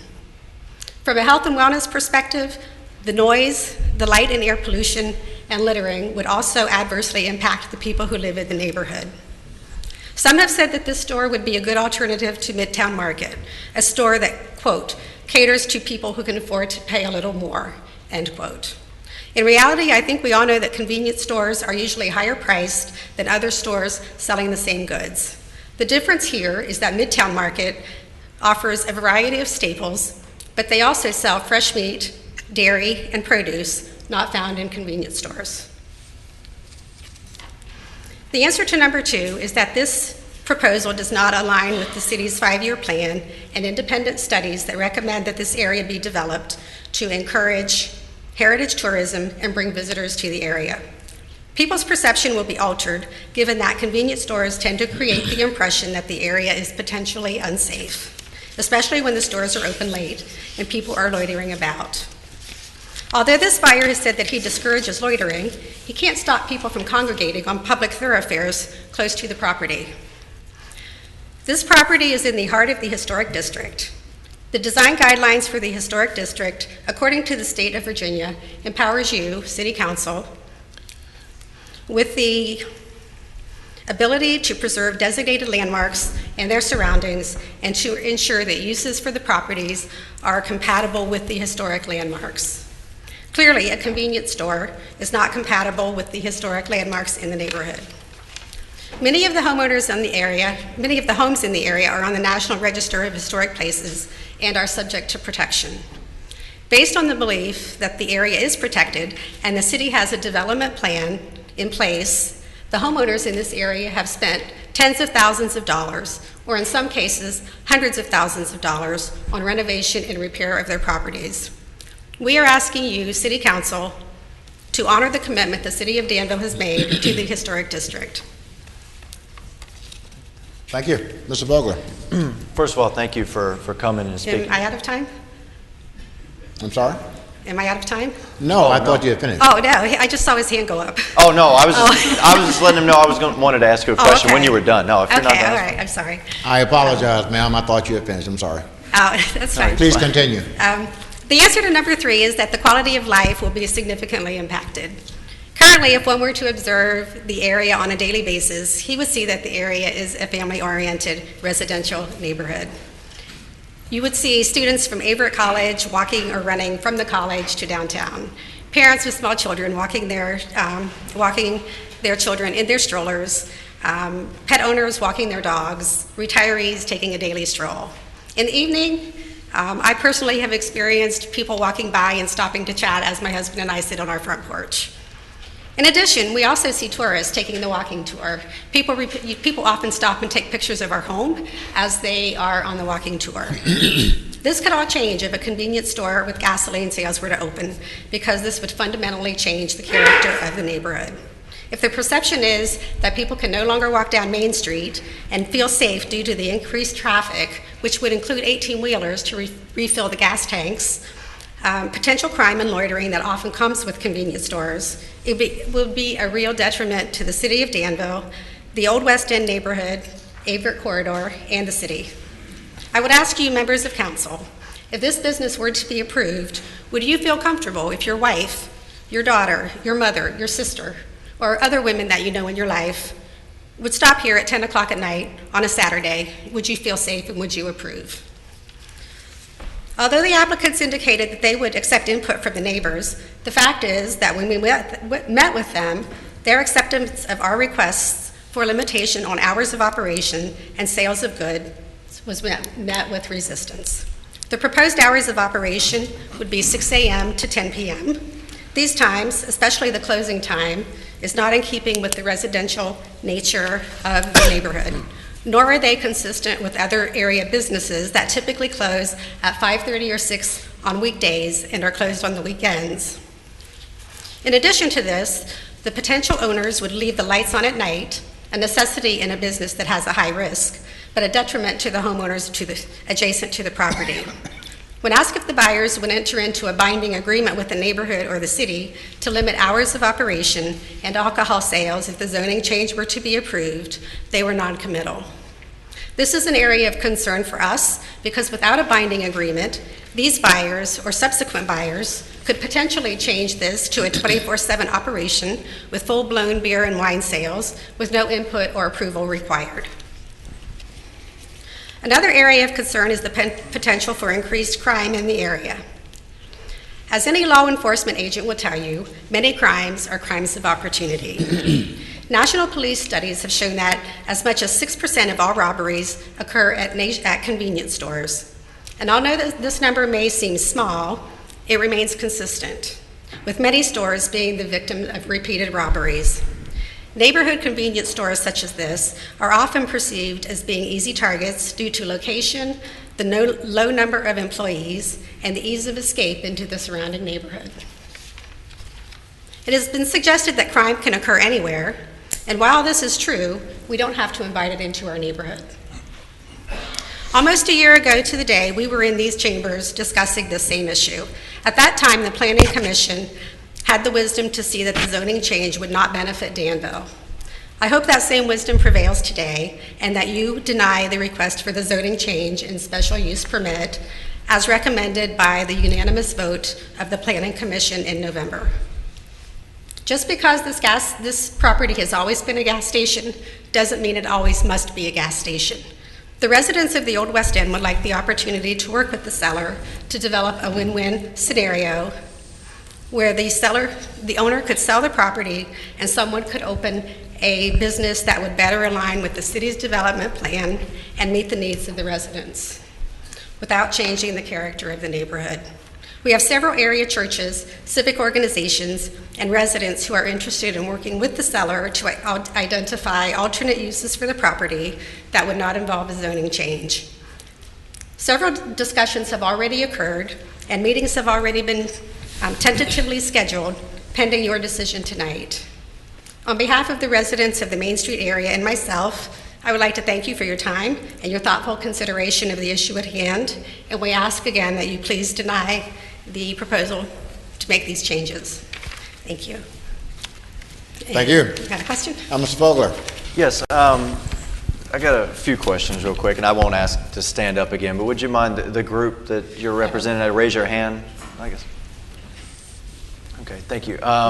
Two questions, just to make sure, and thank you for the detailed description of your opposition. Am I correct in assuming that it is largely based on the convenience store and gas component of this? That is the central opposition, not that, for instance, if a coffee shop, for instance, wanted to go there, would that be something that would be more absolutely in line? So it is the convenience store and gas station aspect, but a coffee shop, some type of a daytime deli would be what we are concerned about is maintaining the integrity of the neighborhood.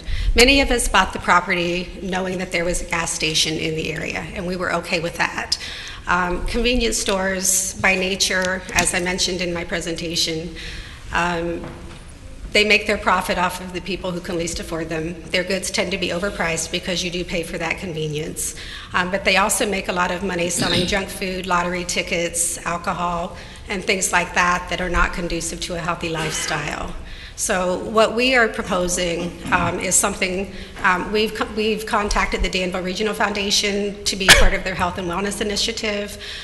We've had some talks about a coffee shop or a sandwich shop or maybe an art studio. We understand that the seller wants to sell the business. As a business person, we understand that he can't afford to have an underperforming asset on the books, and that he needs to do something with that. What we would like to have is a scenario that would benefit him as well as benefit the neighborhood. So an organic grocery store, small groceries, anything like that. I just want to make sure that it's clear. It's not the development per se, but it is the type of request that we are receiving. Correct. We would like to see that property developed. We know that it's not good for the owner and it's not good for the neighborhood to have a property sit vacant. So we would like to see something go in there, but we would like to see the right something go in there. Thank you, Mayor. Thank you, Mr. Vice Mayor. Okay. Allow there. I've had some experience. I was just in Charlottesville this weekend and visiting my daughter-in-law and son, where she's a resident at the University of Virginia. And on the corner of Emmett Street and I think Jefferson Park, there's an old gas station that's been repurposed. It's now a restaurant. They don't sell gas there anymore. They sell brick oven pizza and other things. Every time I pass that restaurant, it's been full and people sitting outside. A restaurant like that, would that be agreeable? I believe, and I'm not on the planning commission, but I believe it was mentioned in the planning commission meeting that a restaurant like that would require a zoning change. Of course. We would not be opposed to something like that with outdoor seating, alfresco dining.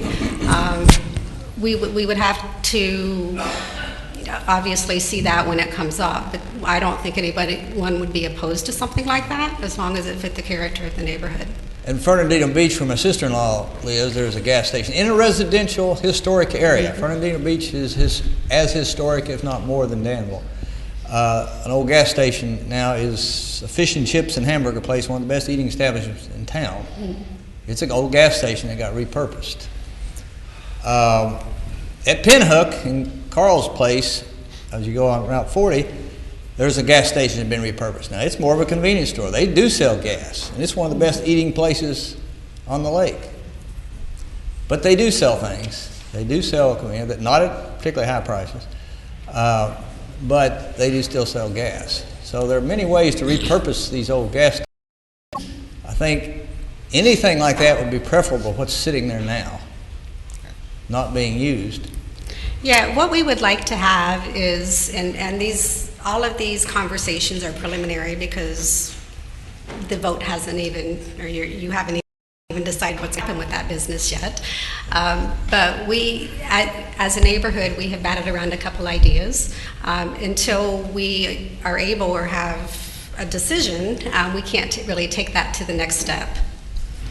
Thank you. Ms. James. Mayor, I think the last two questioners pretty much hit everything I wanted to ask,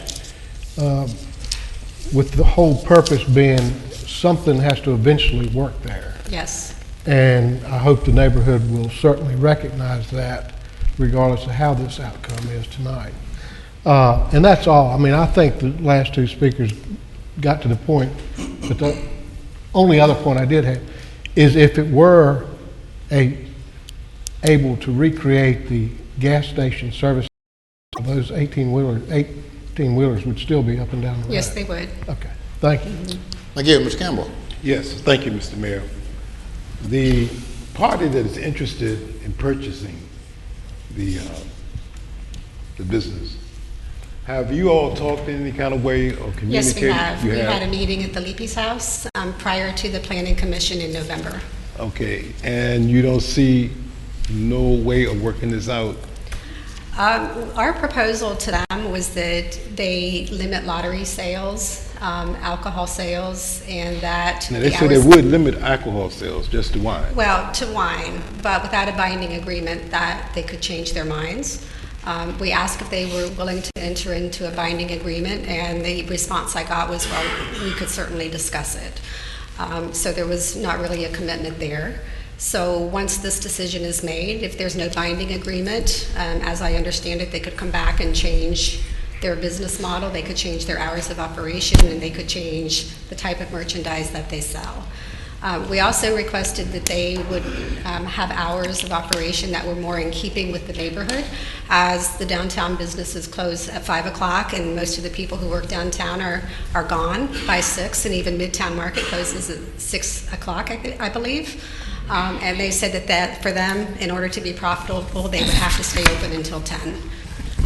Personally, I'm not questioning their business model because I don't understand their business model, but I would question where those people are coming from between 6 and 10 that would support that business. If all the folks from downtown are gone and the people who live in the area normally are in their homes having dinner at that time, I personally, and again, I don't understand their business model, I'm not sure how they would support the operation from 6 to, say, 10 o'clock at night.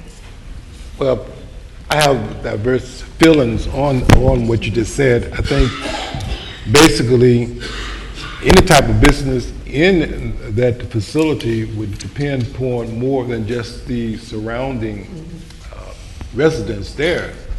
So, I question that.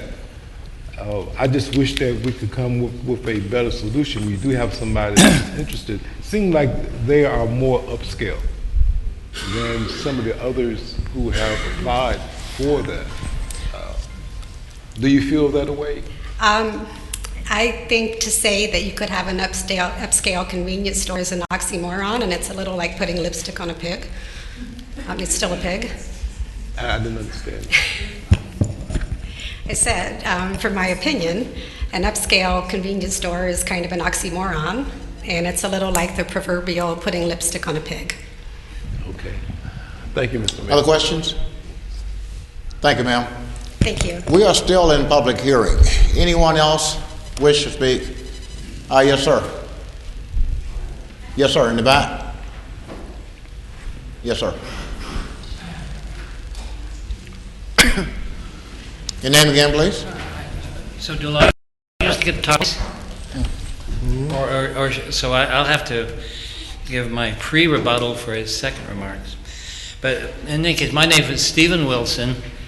I am, I live on Main Street, a couple of blocks from the convenience store. And so really, first of all, I want to point out a couple of things that Mr. Daniel said. They went to the Planning Commission, and we actually had a lot more information. I didn't know we were going to have to re-debate the whole thing on, from the commission to City Council a second time, because we actually had another bit of information to pass on. But they went to the Planning Commission for a convenience store. And Mr. Daniel is now talking about an upscale deli on the order of Midtown, which is totally different from their pitch earlier on. And so I just wanted to obligates my comments about the disingenuous remarks, because they were going to sell lottery tickets. They agreed, although they didn't commit, but they would not sell single beers, only 6-packs of beers. They would sell wine, but you had to carry it out. And the pictures, which I don't know whether you saw, the pictures of their convenience store proposal looks very much like Sheetz. In fact, it's exactly like Sheetz. In fact, it may have been Sheetz. But the fact is, it has a counter of donuts and coffee machines, etc. And so we all agree that a convenience store selling gasoline is actually a terrible idea. But having it in the middle of Danville, in one of the most precious areas in town, is actually worse than a terrible idea. So I have 5 here. Can you pass it on to the mayor? Let's see over here.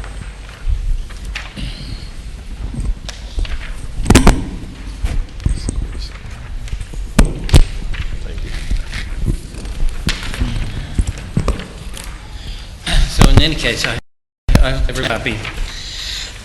What I wanted to do is present what we hoped would be the subject of tonight's meeting is actually the positive outcome for that property, because I have a number of documents on what a terrible idea a convenience store is in the gateway to a nationally preserved area. And so what I handed out to you is a map of the, I call it the Buki Core Revitalization Study. So my story is that over the last 4 or 5 years, the city has commissioned really 5 major reports on revitalization of the city, particularly most recently in December. You guys heard a wonderful presentation by Charles Buki, who actually was very concerned about this idea. He wrote me a wonderful reply to my comment about the convenience store idea, and his email said, this is actually a preserve at our all costs sacred spot. And I could forward it to you all, but in fact, this is actually his core revitalization area, and so it actually shows from the River District down Main Street to Averett and Ballou Park. He said that is actually the center of the key assets of Danville. And so right in the middle of this area is what we call the 1009 Main Street Exxon Station. That is actually not a place for a convenience store. That really needs to be something of major value to the city of Danville. So, in any case, we actually have, first of all, we started a website called Nextdoor, and we have several hundred members. We're going to expand this before next spring, so we'll actually have hundreds of people we can engage in conversations about Danville, which is going to be a great thing. And we also have, as my colleague Fran Bachman said, over 250 signatures on a petition. In fact, hundreds of people interested in the idea, which was promoted by key individuals at the city, to have the Old West End group somehow engage in taking control of that property and helping the city develop it, or someone develop it. So in fact, we've come up with the outline of a business plan. I didn't want to put down any details because we actually have to get over this convenience store discussion, which, by the way, the Planning Commission voted 7-0 to deny this, and it is spot zoning. But in fact, the fact is that what we want to do is create something at that location which actually serves the city and the community. And I envision, and in fact I've engaged people that would manage a coffee shop. In fact, the person who's very interested is managed the largest internet coffee shop the largest Barnes & Noble coffee shop in Florida. He did thousands of dollars, millions of dollars of business every year. It's actually a coffee shop with... Excuse me, am I correct that... by the way, I'm against am I correct that you wish to maintain the current zoning? Is that correct? Maintain... Current zoning? The current zoning and you have should be ideas, maintained. Yes, it's going to and be you have ideas for future project. You have ideas. I'm against the change of zoning. I just want to make sure that I understand. You wish to maintain the zoning, is that correct? Yes, the Planning Commission. And you have ideas of other usage for the facility, is that correct? Exactly. The current zoning. And you're working on that, is that correct? The current zoning will work for a coffee shop as the Planning Commission recommends. Correct. And that Exxon station will actually be, I hate big entities like Starbucks. It will be a locally owned coffee shop with local amenities such as... You have idea for other uses, correct? It is another use. In fact, we've already set up a meeting with in conversation with Eva Doss and her team at the Launch Place. We put together a plan to work with the city to develop a specific use of that location. And in fact, we can't really get too far ahead of the game until Abercrombie, I appreciate, owns the property, so we got to deal with the people who own it.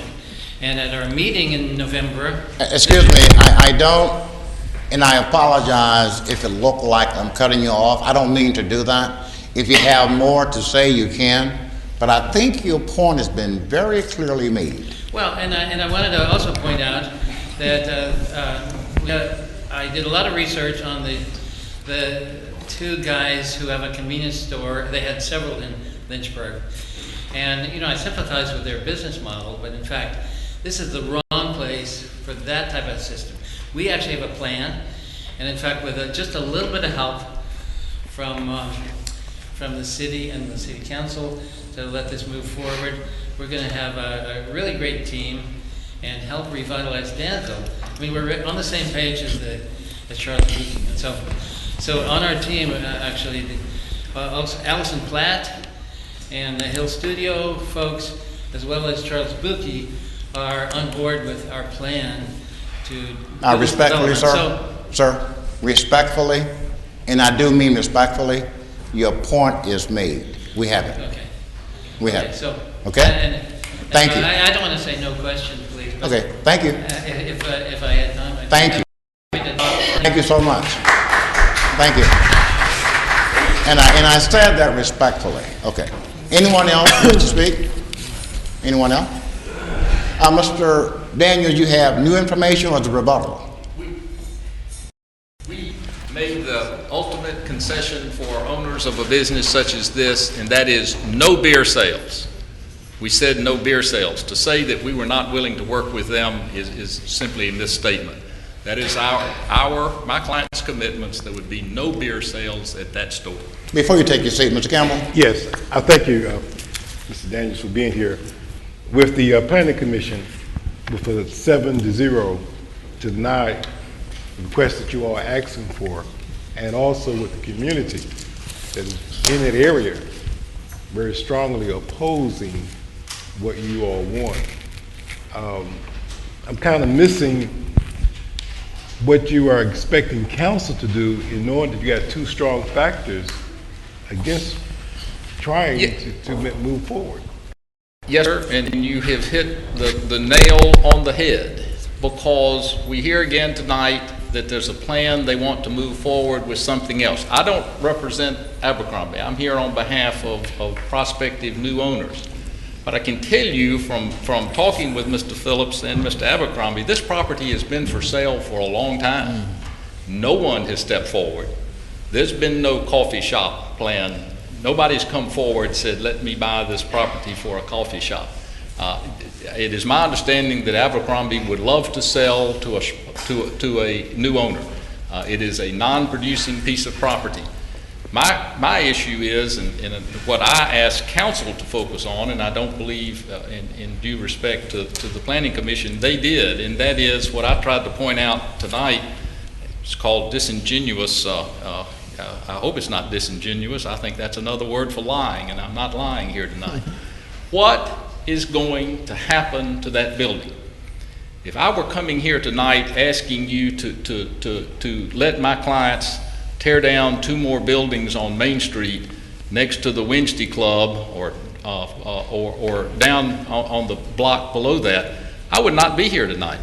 I would not come before this body asking you to let a client tear down 2 buildings to build a store selling fried chicken, some wine, and some gas. That's not going to fly. I realize that, and it shouldn't, because that would change the nature of this neighborhood.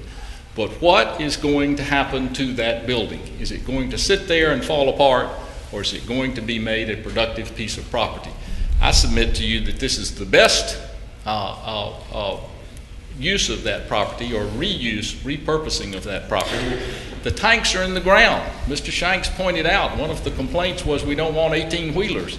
If you run it as a service station, there's going to be gas trucks bringing new gas in. What is the best use for that? And that's what I asked the council to focus on tonight.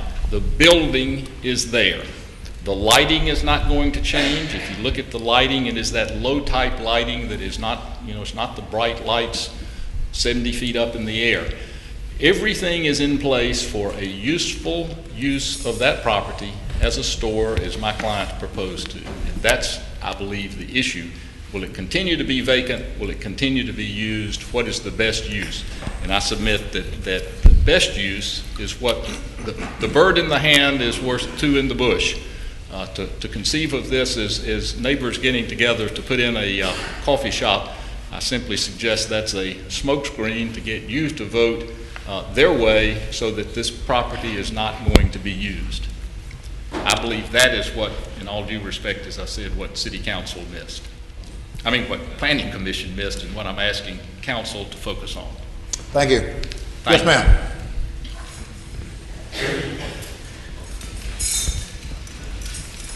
Good evening, everyone. Good evening. My name is Beverly Richardson. I live at 731 Grove Street, and we all met at the Planning Commission in November, and tonight I feel like, from my perspective, the attorney, Mr. Daniels, he gave his viewpoint, but my viewpoint is that this is disingenuous. This is a convenience store, and there are convenience stores that are on Stokes and Harbrook and Five Forks area, and they have bars on them. And I would just like to say in layman's terms that in the Planning Commission meeting, fried chicken and alcohol and tobacco and firearms, alcohol, tobacco sales, and lottery sales do not represent upscale stores or upscale lifestyle for this district. Now, I think that it's all right if he has his view about what he would like to do, but the people in the neighborhood that live there and reside there, they have a view too, and they're stakeholders. And I feel that if you're going to reimagine the River District, you ought to reimagine the Old West End too, historic district. And I think that the people have got together in the Old West End to try to come together and to make Danville move forward. And I feel like we're making progress. And I want to say that Harbrook Avenue and the Ross Street corridor has two neighborhoods. That's the Westmoreland Neighbor Organization and the Old West End. And I feel that this convenience store is wrong for that corner for this reason. The people that live in the Old Westmoreland neighborhood are elderly individuals. The city has done a lot of redevelopment and fixing the houses in the neighborhood and has put a lot of dollars into the downtown area. And I've harped and harped and harped again on Jefferson Avenue, Pine Street, Five Forks, Chestnut Place, Sutherland Avenue. If you want people to patronize downtown, and if you want people to walk downtown and to get on public transportation, public safety is an issue to me. Trash is an issue to me. The perception that convenience stores are dangerous and the police is commonly called. Now, I don't know if anybody realizes we have a crime scene unit police department on the Green Street Park. There are two convenience stores there with bars on them in Five Forks. And if you think that's a productive message to send in an old historic district, then maybe we're living in two parallel universes. But I do feel, I have to say this, and I'm saying this from my heart, no one who is educated or upwardly mobile really frequents a convenience store. They attract people with already problems, Achilles heels, such as economic disadvantages, lack of education, unemployment. Well, let's be honest. We all see the type of people that hang around in convenience stores. They look like me. They don't look like people that are doctors and lawyers and Indian chiefs. And I think it's disingenuous for Mr. Daniels to come here and represent his client like he's going to do something good for the OWE Historic District. It's not going to be something but that goes down the hill, and when you ride by it, you're going to hope that light turns green so you can get through there real quick. So I feel like, and I have to say this because people say they always want to hear what other people think. I'm that other person. I'm that person who does not have any political clout. I'm that person who is not rich. I'm that person who's struggling to survive. I'm that person that lives by that person who, we have all types of people in our neighborhood. And what I'm getting to is, if you know anything about Harbrook Avenue, Paxton Avenue, Ross Street, Gay Street, Grove Street, you have seen the blight. We do not need a convenience store, and we do not need any special zoning permit for them. We don't need any of that. And I'm saying to you, please look at what we really need as a neighborhood. You're at a crossroads between Westmoreland and Main Street and Paxton Street and Harbrook Street. It's time we start looking at the needs of the whole city of Danville and stop pretending like in the name of progress we need somebody to come to town and put 8 or 9 part-time people in a store just to make money. I thank you for your time. Have a nice evening.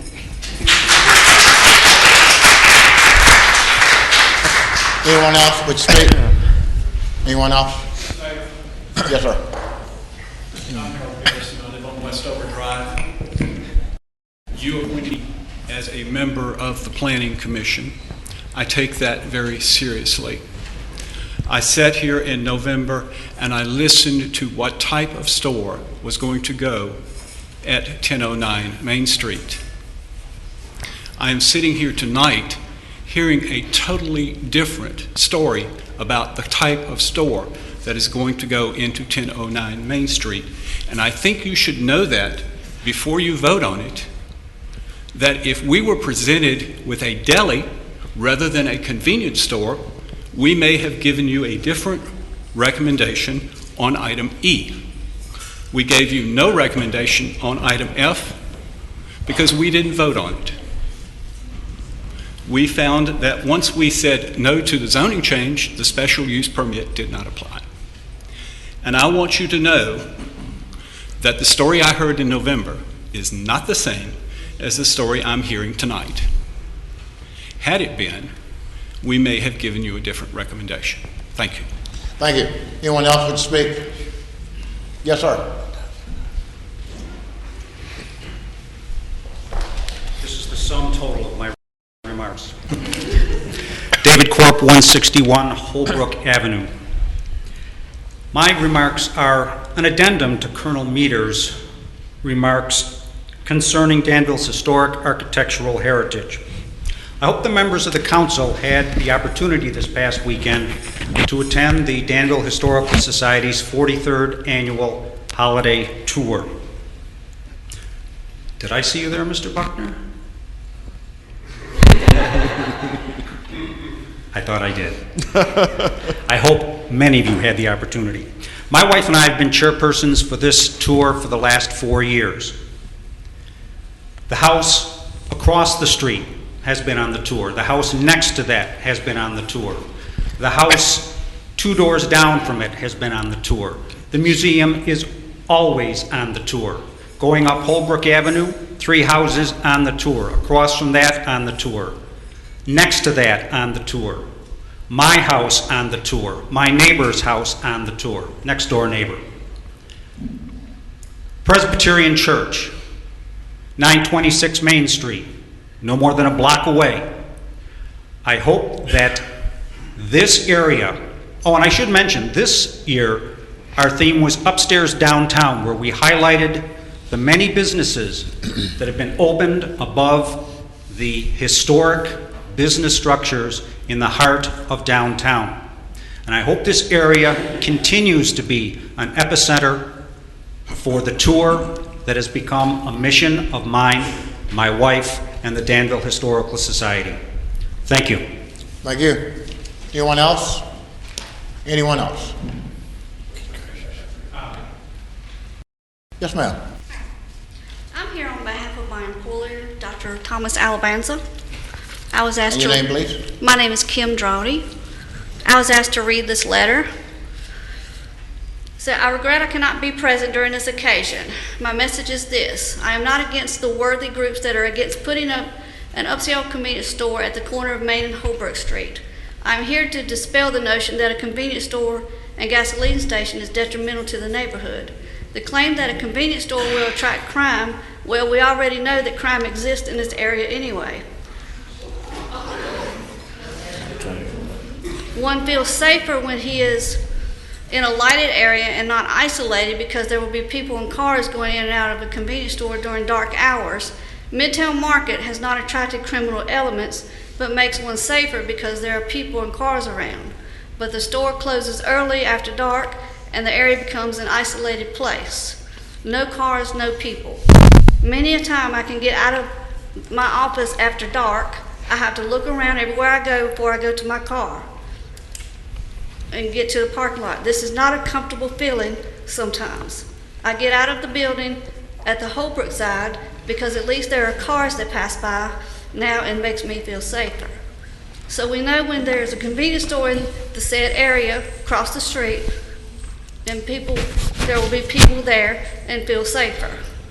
Right now there are 3 houses along Main Street adjacent to the area we are talking about on the same side of the street. These 3 houses are presently unoccupied, and the area looks desolate at night. No lights, no activity. Believe me, I pass by there every night. With a store on the corner, the place will at least be lighted, and people walking by on Main Street will feel more comfortable. There will always be someone inside of the store. The other thing is that I would like to dispute is that the thought of a convenience store is not fit for the area. But this store we're talking about is not just like any other shop, because it will have a parlor-like atmosphere with tables and chairs, somewhere where somebody can take a break and relax. I believe that a convenience store will appear better than an abandoned gasoline station, which has been sitting there for some time. Who else will take this business and make it something that is soothing to the eye and make it profitable as well and worth its investment? If you are a visitor coming from the south and you want to go to see downtown Danville, I'm sorry, I'm out of breath. and as you approach Main Street, you see an abandoned gasoline station, what is your impression? That things are not doing so well on Main Street. On the other hand, if you approach Main Street and you see a convenience store and gasoline station, you feel more at ease. You can get gas, go get what you need, and have somewhere to stop when needed to. The other important matter is this. There are a lot of offices in the area and a lot of office workers and personnel. They are the ones that give life and activity in the area. Without them, the area will deteriorate. Obviously, a convenience store will serve them well as during breaks. They can also walk there for their needs. So we should not only think of the people that live and sleep in the area, but also think about the people that work in the area too, because their place of work is also part and parcel of their life. Their life is deeply woven and intertwined in the place of their work. I would like to add that the hospital workers would also benefit from this store. True, we have to respect the concerns of the people that live and sleep in the area, but we also have to be practical and think about everyone else too. If it comes to numbers of objections, I'm sure that if the people that work in the area, the hospitals, doctor's office, etc., were in this chamber tonight, it would be overwhelmed with people that are for this. This is not bad at all, but we're all in this together, so please, let's make the best of it. Sincerely, Thomas Alamanza, MD. Thank you. Thank you. Anyone else wish to speak? Anyone else? My name is Tommy Goddard. I didn't come today to speak about this, but I just heard some people, and I'm hoping that these nice, fine ladies and gentlemen here disposed to be the Main Street bunch doesn't comment and laugh like they've been doing for the last few minutes. I really thought that was disrespectful. One person on your council, Lee Vogler, some quotes from him. A more business-friendly city is what he wants. He wants also to eliminate outdated regulations. I don't understand what the big deal is about the convenience store, because if they up a gas station and a mechanic shop there, you're going to have a bunch of disabled vehicles sitting all around. Wheels could be off, motors could be out, tail lights, grills, anything. It could be a lot of cars, and I remember passing by there years ago, and it always was a lot of cars sitting around out there that the people was working on. So I'm not sure how good that's going to make the neighborhood look. The lady also spoke about crime dropping. That's what I've been speaking to y'all about. She acts like there ain't hardly any crime around. And y'all know it's crime everywhere in that area too. She also kept pointing out that people live in that area. I've heard all y'all say this before. You're not here for the people to live out of town, but you're here for the people that live in the city. And they're speaking of this area, but it's also the complete Danville, the people who work there, not the people who live there, the people that work in that area. They would visit this convenience store. So it's not just the people that live there, it's the people that work around there and live in different neighborhoods that they called out earlier. The lights staying on for the convenience store. If it's a garage there, it's going to be lights on all night also, because they're going to have customers' cars out there. They're not going to leave the cars out there without lights on to protect the cars. I'm just made a few notes while I was listening to a few of them come up with some of their things they was talking about. They say it was in the center of Danville. It's the heart of Danville, that business is. It's been empty for a year and a half, they said. Been for sale. Nobody's been talking about buying it.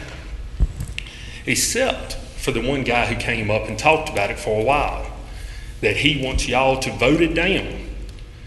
So that way they can't sell it to them. That way maybe him and his business partners can come in and buy the property, I guess, cheaper. That's the kind of the idea I got from him, is that's what he's pushing for. Why not speak to Abercrombie and make an offer before all this came here, if he was really interested of doing a coffee shop or something. And then I heard Miller ask, what would your group allow?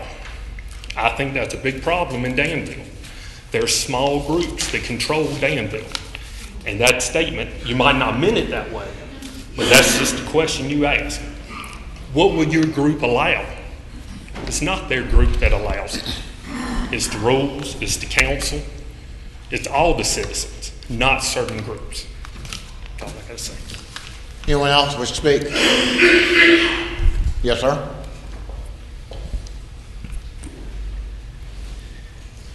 Mayor Saunders, City Council members, my name is Frank Russell. I've lived in Danville since 1991. I now reside on Holbrook Avenue, a couple buildings down from the proposed convenience store. I also have the distinction of being a person that also works in the area. I run a business, mental health counseling services, and my business is on the other end of the block. They're on the corner of Rice and Main Street. We have lived at 132 Holbrook Avenue since 2008. Since that time, we've had many professionals move in. We have spent hundreds of thousands of dollars on our houses to restore them, to make them appropriate for the historical district. We've seen here how difficult it is for us to meet the standards that we are supposed to meet, but yet we continue to try to do that. How many of us are going to stay if the character and flavor of this neighborhood has changed? And the convenience store will change that. It's interesting to me that the only people who are for the convenience store don't live there, and the people who are against it live there. What does that tell you? Now, you may say it's for all the city of Danville, but people from outside of Danville, there's a convenience store nearby them. They're not going to run to our convenience store or our proposed convenience store and buy goods. As a psychologist, I want you to think about what a convenience store caters to. It caters to folks who are impulsive, folks who don't go to the grocery store on a weekly basis and buy for the whole week. So you got a couple of quarters in your pocket and $1, and so you buy a 40-ounce beer.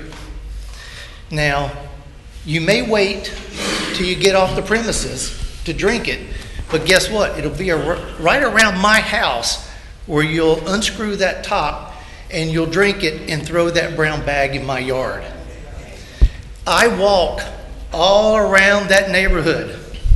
Perhaps I shouldn't given recent events, but me and my dog, we tour the neighborhood. We go down Paxton, we go down Green Street, we go down Wilson, Newton, Craighead, Main Street. Guess where all of the debris and trash is? The corner of Cahoon and Jefferson, and I don't know where Jefferson intersects there, what road it is, but it's the Five Forks area. You know what? There's not even a top on the trash can there on the corner of Pine Street and Jefferson, and they still can't hit it. There are cardboard boxes soiled, full of chicken wings and chicken legs. That will be in our neighborhood, and everybody in here knows it will be. And you know what? I've heard here several times some contradictions. First of all, I hear they will not sign a binding agreement to sell beer. And then I hear they will not sell beer.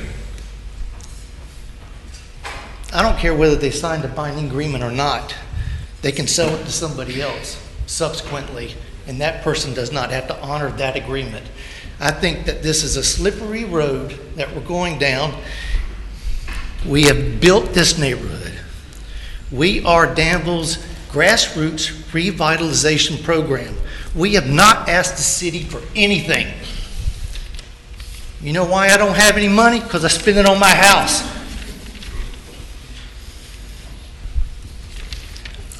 I've not asked anything from the city until right now.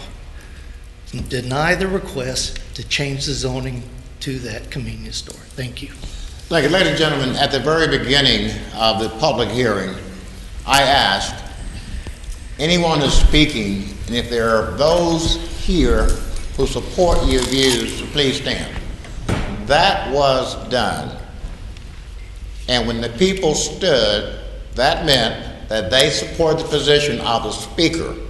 Okay? It's public hearing. We're trying to be respectful, give people the right to do that.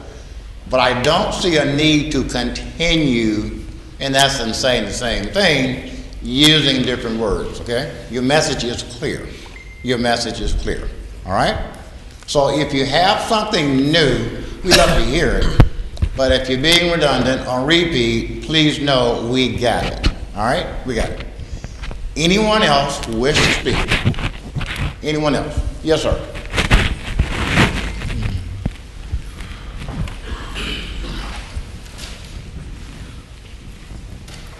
Mayor, Council, my name's Eric Niccolo. You know I come here and observe y'all every so often. I've lived in this town 41 years. I just, 3 little things get off my mind and I'll be quiet about it. One, you're not going to change track trailers going down Main Street. Business is business. Excuse me, sir. Excuse me. Oh, Address sorry. us, please. Address the council. That's my part. 2, I've worked in the automotive field since. We didn't hear one. Can you repeat what you said? We couldn't hear. Which part? The first. You're not going to change track trailers going down Main Street. There's several industries that constantly run it. One gas station didn't change it.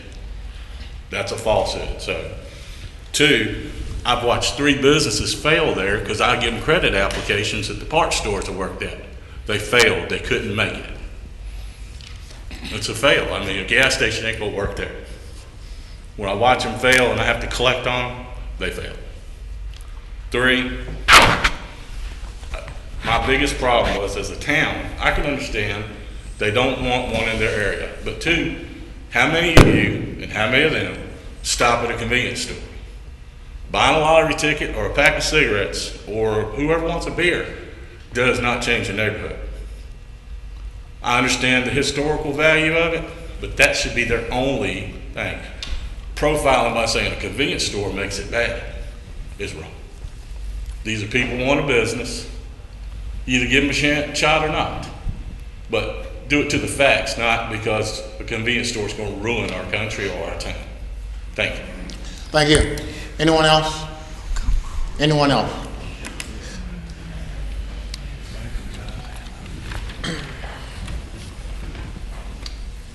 Hello, my name is Mike Robinson. I did not prepare a speech either, but I would like to say a few words quickly in response to what I've heard from the opposition. I believe if you let Steve go on for just a little bit longer, Mr. Wilson, he would have explained that we do not just simply want to have a coffee house at this location, but the coffee house or a gift shop, etc., would be a revenue source for something that would be along the lines of a central tourist hub, which we've already talked about in detail as a neighborhood group, and we believe we could really bring this to fruition if we were given the chance. So we're not trying to sort of get these business people out of the way so we can start our own business. There are already, everyone in the neighborhood, the 250 people in the neighborhood are businesses of their own because, as we've said, we spend tens and hundreds of thousands of dollars on our property. I live at 1021 Main Street, and I own 3 other properties in Danville that I've completely restored, one of which is in the neighborhood. So there's a central tourist hub would complement downtown. The city has poured millions of dollars into the Old West End alone, not to mention downtown.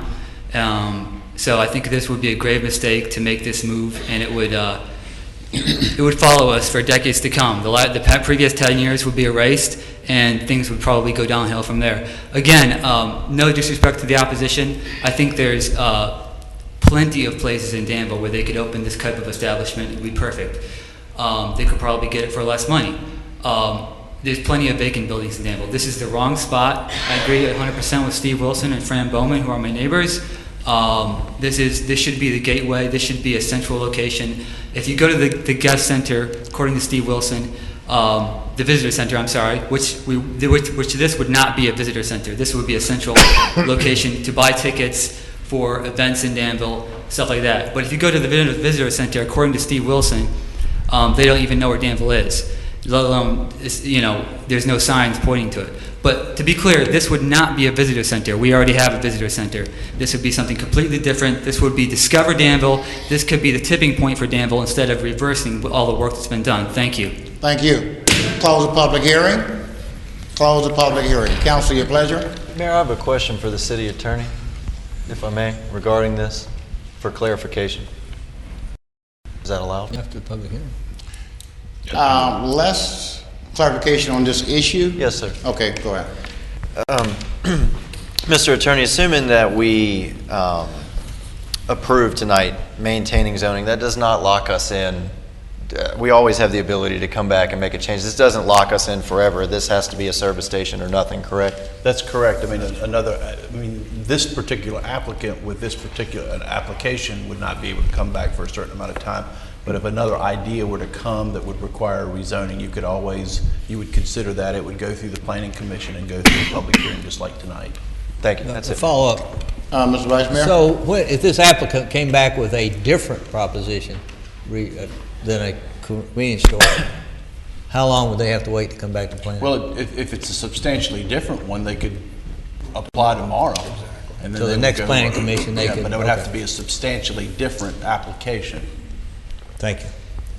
Council, your pleasure. Council, your pleasure. Hearing no motion, no action. Is that correct, Mr. Attorney? I've got a motion. I'll do something. Shanks? Yes, sir.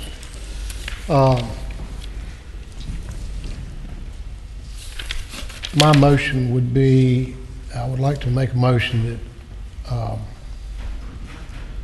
an ordinance resolution maintaining the zoning is TOC, Transitional Office Commercial for 1009 Main Street, otherwise known as Grid 1720, Block 12, Parcel 10, respectively, of the City of Danville zoning map.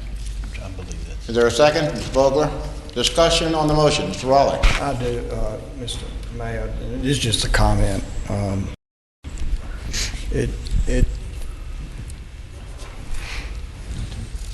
I agree. It's overwhelming with the Planning Commission and 11 of the 12 responses from the neighborhood, and I'm going to be voting for this because of that. But we do have to remember we have a businessman who's been in business for 50 plus years in Danville. That's paying taxes every year, every 6 months, and he's got a piece of property he keeps bringing stuff in, but nothing's happening. So I'm hoping that the citizens will try to work. And you got to remember, just like the last man said, you got to make a profit or you don't stay in business. We all know that.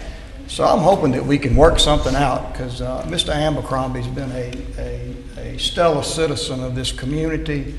He's always tried to do the right thing. He employs people, and we need to help him as a group get this property moving for a positive thing for the city and the neighborhood. Thank you. Further discussion? Yes. Mr. Vice Mayor? I agree with Mr. Raleigh. I'm not really sure that this particular purposing is practical, and it obviously has great opposition. But I think there is, I've heard room for compromise from the Old West End group, that they would allow certain other types of businesses there. I think it's going to have to be a business, be feasible. I don't think having a welcoming center or a ticket center or something like that, I mean, that's, to me, I see that costing the city a lot of money and the taxpayers. I think they're going to have to come up with some business that will succeed. And I mentioned 3 filling stations that are succeeding around the country, and I'm sure there's many more. I think there are businesses that could go there that would be successful. I think we're going to have to come up with some compromise for a successful business to go there. If not, the city is going to be footing the bill. The taxpayers are going to be footing the bill. Thank you. Ms. Shanks. Dr. Miller once again summarized my thoughts. Further discussion, Mr. Gilstrap. I thought it was interesting that a resolution is a resolution to maintain the zoning. I didn't think we'd make a resolution except to change zoning. But anyway, the planning commission voted 7-0 to retain. And under the different guidelines that had been expressed here tonight was my understanding. So if the applicant wishes to take it back with the new regulations or restrictions, then he may do that, or is that not significant change? Well, that would be up to the zoning administrator to make that determination, but it would have to be a significant change from what council is voting on tonight, if the zoning is maintained. Okay, thank you. Further discussion of the motion? Please call the roll. Mr. Shanks? Aye. Mr. Vogler? Aye. Mr. Buckner? Aye. Reverend Campbell? Aye. Mr. Gilstrap? Aye. Mr. Jones? Vice Mayor Miller? Aye. Mr. Rowley? Aye. Mayor Saunders? Aye. Consideration of approving a resolution, correction, to deny request for special use permit at 1009 Main Street. Open the public hearing. Anyone wish to speak? Close the public hearing. Council, your pleasure. Council, your pleasure. Mr. Campbell. Mayor, resolution denying the request for a special use permit for the operation of a convenience store with gasoline sales in accordance with Article 3J, Section C, Item 3 of the Code of the City of Danville, Virginia, 1986, is amended at 1009 Main Street, otherwise known as Grid 1020, Block 012, Parcel 00010, respectively, of the City of Danville, Virginia zoning district map. Is there a second? Mr. Buckner, discussion on the motion. Please call the roll. Mr. Vogler? Aye. Mr. Buckner? Aye. Reverend Campbell? Aye. Mr. Gilstrap? Aye. Mr. Jones? Vice Mayor Miller? Aye. Mr. Rowley? Aye. Mayor Saunders? Aye. Mr. Shanks? Aye. The chair calls for a 10-minute recess.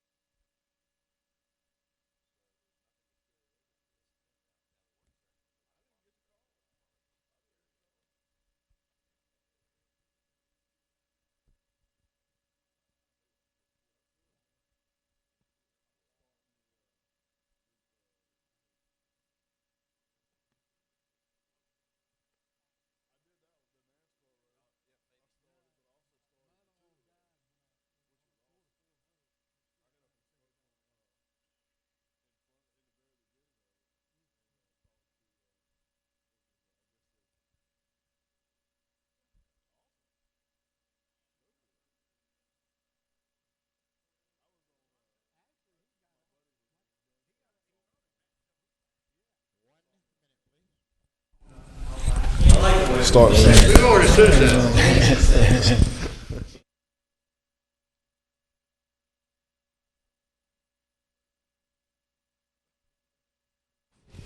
Yeah, You can't beat them.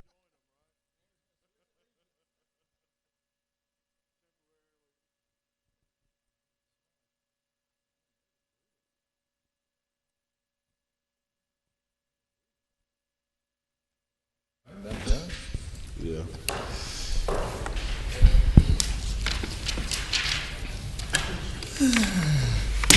We are back in session. Consideration of authorizing a resolution to transfer electric territory from the city of Danville, Appalachian Power Company. Council, your pleasure. Mr. Shanks.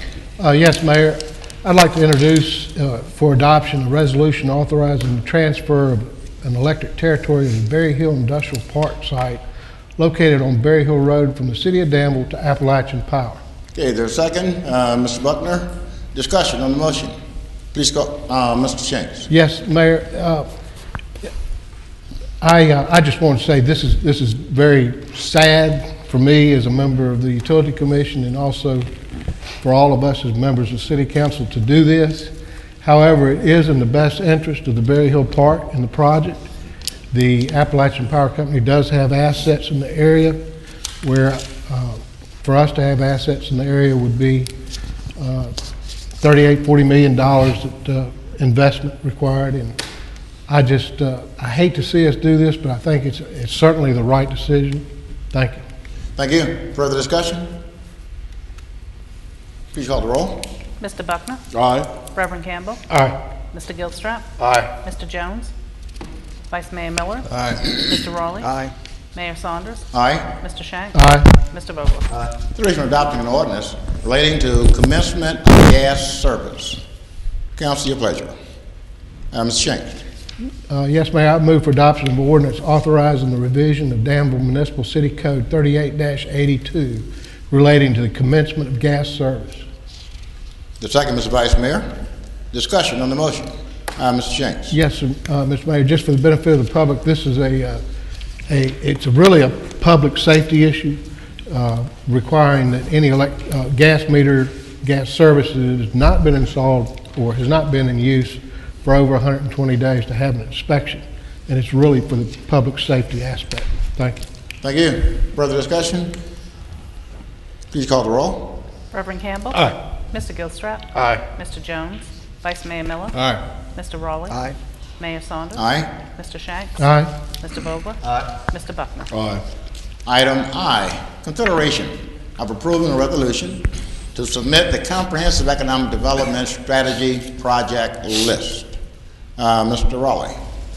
Mr. Mayor, I move that we adopt a resolution approving submission of the Comprehensive Economic Development Strategy Priority Projects for maintaining Danville's status as a redevelopment area under Economic Development Administration's program. Okay, there's a second. And Mr. Buckner. Discussion on the motion. Please call the roll. Mr. Gilstrap? Aye. Mr. Jones? Vice Mayor Miller? Aye. Mr. Rowley? Aye. Mayor Saunders? Aye. Mr. Shanks? Aye. Mr. Vogel? Aye. Mr. Buckner? Aye. Reverend Campbell? Aye. Communication, Mr. Larkin. First, when you came into the council chambers this evening, you probably noticed some enhancements to technology. The large screen TVs on either side, the new podium, and some small screens in front of you. This will enable presenters in the future to provide materials that could be displayed on the screens for the audience and as well for the city council. And also this will be able to be used by the Planning Commission and other groups that meet in this room. So I wanted to just give you a little bit of information about that. I think that the Public Works Department, the IT Department, and Mark Aaron with River City TV did a good job working together to tastefully put together some technology enhancements for this room.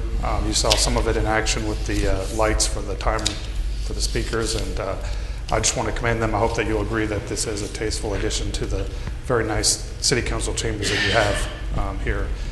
The second item I wanted to mention, since our last city council meeting, Danville has unfortunately experienced a very unusual spike in shootings, most of which are related to a specific event. These occurrences are not normal, and they will not become the new normal for Danville. From the many conversations that I've had with Police Chief Broadfoot, I can say that I'm confident that our police department has a firm grasp of what is happening, and we will be able to hold those accountable for their actions. That being said, I do know that there is concern in the community and among council members about this issue, and others that council members have expressed. So Chief Broadfoot will be at a work session next month to discuss these issues with you. Thank you. Thank you. I have a question about his first comment. Does this have the capability, if we should so choose, to have simultaneous vote? In other words, press a button, everybody votes at the same time like they do in Lynchburg? If council will discuss that. This technology does not enable that, no. But technology is out there that would. There is technology available for that. So I'd like to discuss that at some time in a work session, see what the sense of council is. Because I kind of like the idea. Thank you. Thank you. Mr. Attorney. Nothing this evening, Mr. Mayor. Okay, Madam Clerk. Nothing, sir. Okay, please call the roll. Mr. Buckner? Yeah, I'd just like to welcome everybody and invite everybody to go by the park and check out the lights. Light Up the Park. It's a great event every year. Money goes to different charities that choose to volunteer there. Also, I'd like for everybody in our city to pray for our city. We're in a real tough spot right now with the crime rate.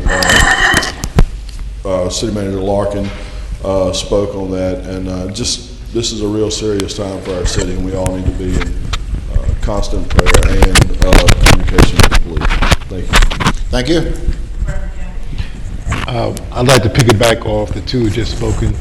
Yes, we all are concerned about the issues in our community of violence. We have tried over the several years with the Safe Coalition, Danville United, and we need to look at other strategies to engage within our community. I know that there's been some talk with some of the councilmen in reference to a town hall meeting in some of the areas where some of the things are happening. And I think that's possibly one good approach. The problem is when we try to outreach and to engage more with the citizens, some of the people who are violent, those are the ones who are not attending. And that's a problem, a big problem, and with the other issues in our community.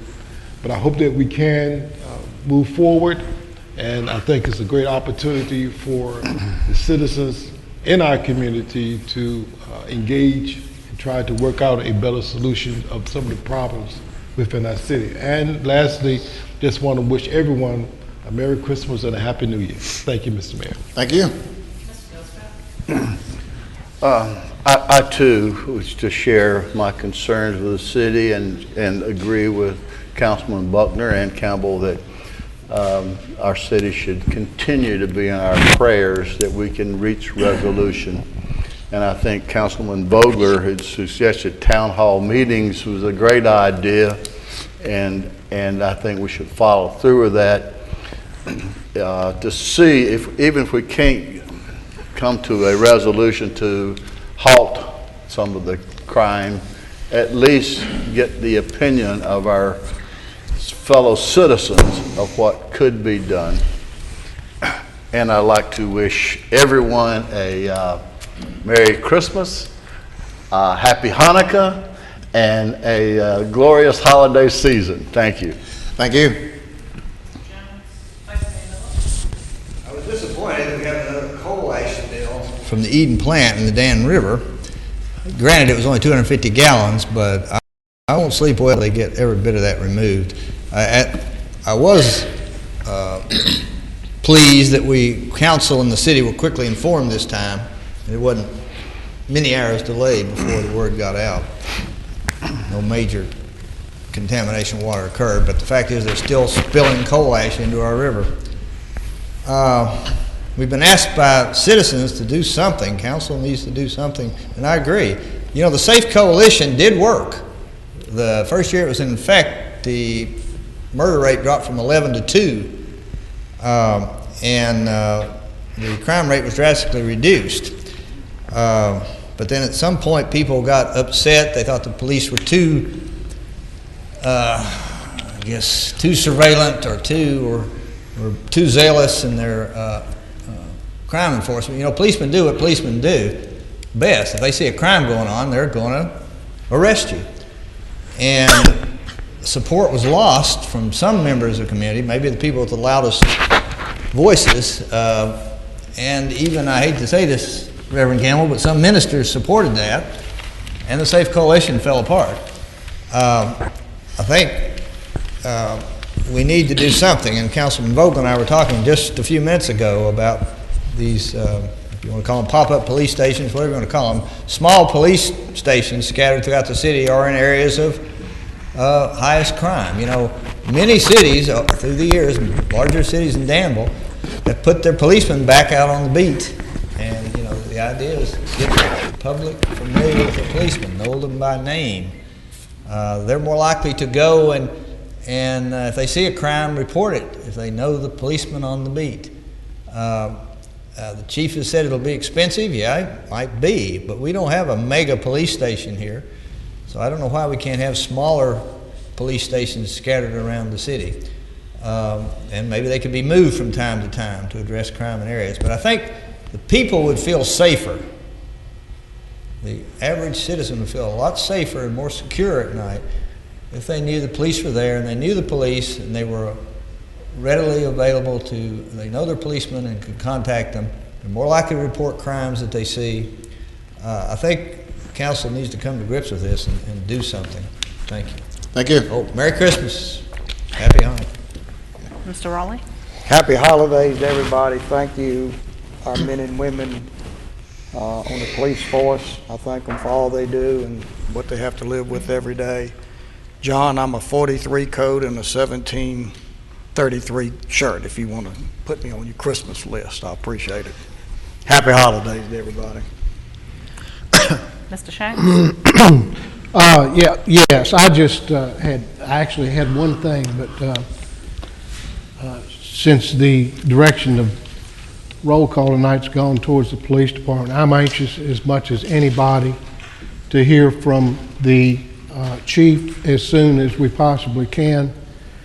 I'm concerned, and I said this either 2 weeks ago or 4 weeks ago, that and Dr. Miller just alluded to it, part of the Safe Neighborhood Coalition was the Street Crimes Unit. And it burns me that policy changed and the results have resulted in the direction that we're heading. They may not be correlated, but they may be.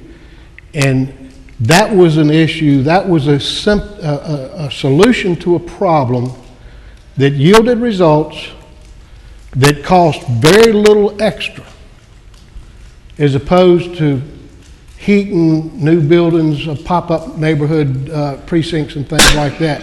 So if we're going to have this debate, I think we need to have it very soon. I think we need to get serious recommendations from the chief and his staff, but I think it's most important that we recognize what we had that was working. It was not costing a great deal extra above and beyond the normal budget. So I wasn't going to make any comments, but it seems to be that's the direction roll call was going, so I wanted to throw those 2 cents worth in. On a more pleasant note, and more in spirit with the season, every year I proudly invite council members and members of the public to attend or visit Ascension Lutheran Church for the viewing of the Christmas tree. And Ascension Lutheran Church, 59 years ago, created the very first Christmas tree in the in the world. This year is a unique opportunity. I was not able to assist in cutting the tree and putting it up this year, but I will tell you, it is absolutely the most beautiful tree that's ever been in that church or the church church building prior to this. It's 23 feet tall and 8 feet in radius for the footprint of the tree. It's huge. And I'm telling you, there'll never be, or it'll be a long time, probably not in my lifetime, when there'll be a tree that size again. Because every once in a while, people forget how hard it is to get a tree that size into a church. Through doors, between pews. So once they do that, it's years and years and years. I can remember once or twice in my life having bigger trees, but this tree is absolutely the most beautiful tree, and I would encourage to go see that tree and to see all the stories of the Bible that are displayed on that tree. And I'm sorry to take so long, but it really is a unique opportunity this year. Thank you. Thank you. Mr. Vogler? I appreciate the comments of council members who've spoken already in addressing the crime situation that is happening in our city, and obviously we've gotten a lot of concern from citizens who are watching what's happening and have concern over. And this issue is not something new. You know, some of these things I've been talking about for over 3 years now, and I am pleased to hear this discussion we're going to be having. I know we asked the chief a few months ago to come back to us with some more information about implementing these smaller neighborhood precincts, which is something that I have always strongly believed in, whether you call it neighborhood policing or community policing, where you have the officers in there on a regular basis, where they get to know the people living in the neighborhood and the neighbors get to know the police. You build that level of trust, and a part of that is also the town halls, and you have that level of communication, which helps information come in. And it also, not only the residents there know that the police are there, but the criminals know that the police are there. I imagine it would be a deterrent to a criminal to know that there's a police office right there in the vicinity of where some of these things are happening. This is not only something that has been done in other localities. This was done in Danville for a number of years. Where the 616 is today used to be a police precinct. There used to be these smaller police precincts, and you had that presence. Now, the term pop-up precinct is something that I came up with, but it's essentially in concept the same thing as a pop-up retail store, in which you create a presence without a significant infrastructural investment, which means you have the police officers there, but it could be done without having an elaborate building. You don't need that. That is not the purpose of it. The purpose is not the building. The purpose is the presence of the officers. And so I look forward to having these discussions. I know council had asked for it, and I'm glad to hear that next month we're going to be having it. And I'm glad that council is, and I know Councilman Jones isn't here tonight, but he's also expressed his support in the past for this. But it's going to take a combination of things. I mean, it's not just a police issue. There's not going to be just a police solution to some of these things that are happening. It's a community issue. You need the church programs like Big Brothers, Big Sisters. Having mentors in the lives of people is also important. So it's going to take a combination of efforts, but I do believe that we need to be having some discussions about some of these proposals that have been mentioned from different council members. And then I also want to just give a quick update. There's a couple issues that council has discussed in the past that needed to go through the General Assembly for full implementation. Long night. And one of them was the land banking issue. When we talk about blight, and those know we've had discussions about land banking here in the past, and we're not able to do what we wanted to do fully because of hang-ups at the state level, and there is legislation that's been worked on, and I know I've been up there, and Mr. Earl Reynolds has also been a big factor in working on this with our state legislators to put this bill together. If I'm not mistaken, this Thursday they're going to be finalizing that bill, which will be introduced this upcoming session, and from what I understand has a very good chance of passing. So we will be able to continue efforts in combating blight in our city, but doing it in a way that will reduce some of the burden on the taxpayers in a more effective way. So I'm very excited about that. Another thing I've talked to council about in the past, and also needed some work at the state level to make happen, I would like to see Danville offer active duty military personnel real estate tax relief. If you're an active duty military personnel and you buy a home in the city of Danville, I believe that they should have their real estate tax at a lower rate than those. It is a way to not only thank them for what they do for our country, but to say Danville is a welcoming city. A lot of these people have young families, which is another thing we need more of in Danville. So I hope maybe we can even have a brief discussion in our work session tonight. This is a bill that would need to happen at the state level to give localities the authority to do this. But I hope that Danville would be one of the cities that would take advantage of it. So I don't know if we can have a discussion briefly tonight to figure out the language that would need to be put into it. But it's something I feel very strongly about and hope to talk about in the future. And lastly, I also want to wish everyone a happy Hanukkah, Merry Christmas, and a very happy New Year. Thank you, Mayor. I should have mentioned earlier that Councilman Jones could not be here tonight. He did have another commitment that he needed to honor, so that's why he is not here. Otherwise, he would have been present. I also want to thank council members for all you do for our city and for our citizens and the time you put into the work that you do. A lot of conversation going around in our city, especially of late, that has to do with public safety. We know that public safety is a real concern among our citizens, especially in recent times. In fact, it is one of the main tenets or responsibilities of our city council, that is, keeping our public safe. We take that responsibility very, very seriously. However, we need the help of our community, the general public.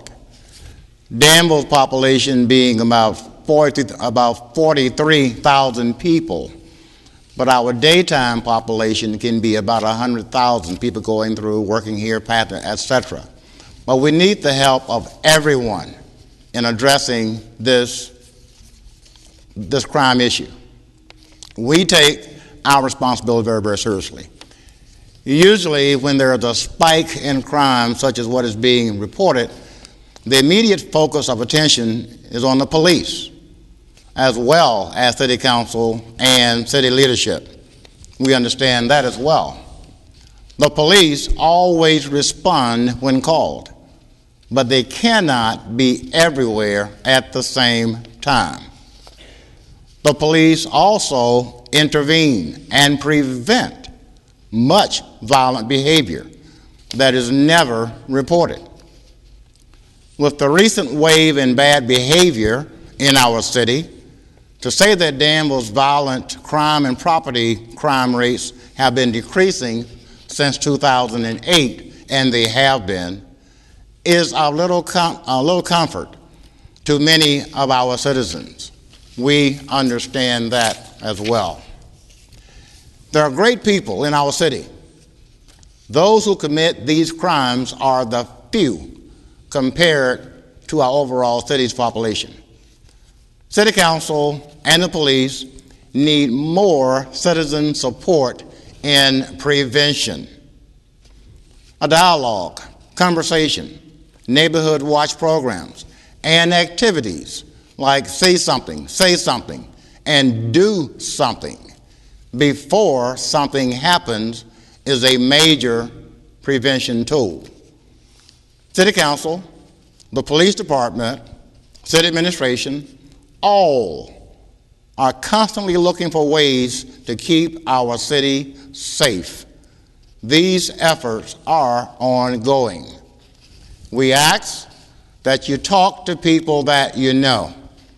People who are committing this bad behavior, good people know them. They will listen perhaps to people they know as opposed to people they don't know. So we're asking people, we're not asking you to play police. We're not asking you to risk your life, put your life in danger. No, but simply talk to people. Talk to people. Even people with bad behavior do respect certain people. Please speak with them individually, in groups, or any forum that presents an opportunity. Danville, we are a great city with great people, and we have a great police department. We cannot let the actions of some ruin our great future. We all need to come together, be involved for the good of all. I know that our police chief and our department are constantly looking at ways to address crime in our city. They do that well, I believe, and they do need our help. So please, let's come together with ideas, with new approaches to doing things to help our city realize the great future that we are destined to have. Having said that, I say to you, Merry Christmas and Happy Holidays. Meeting adjourned.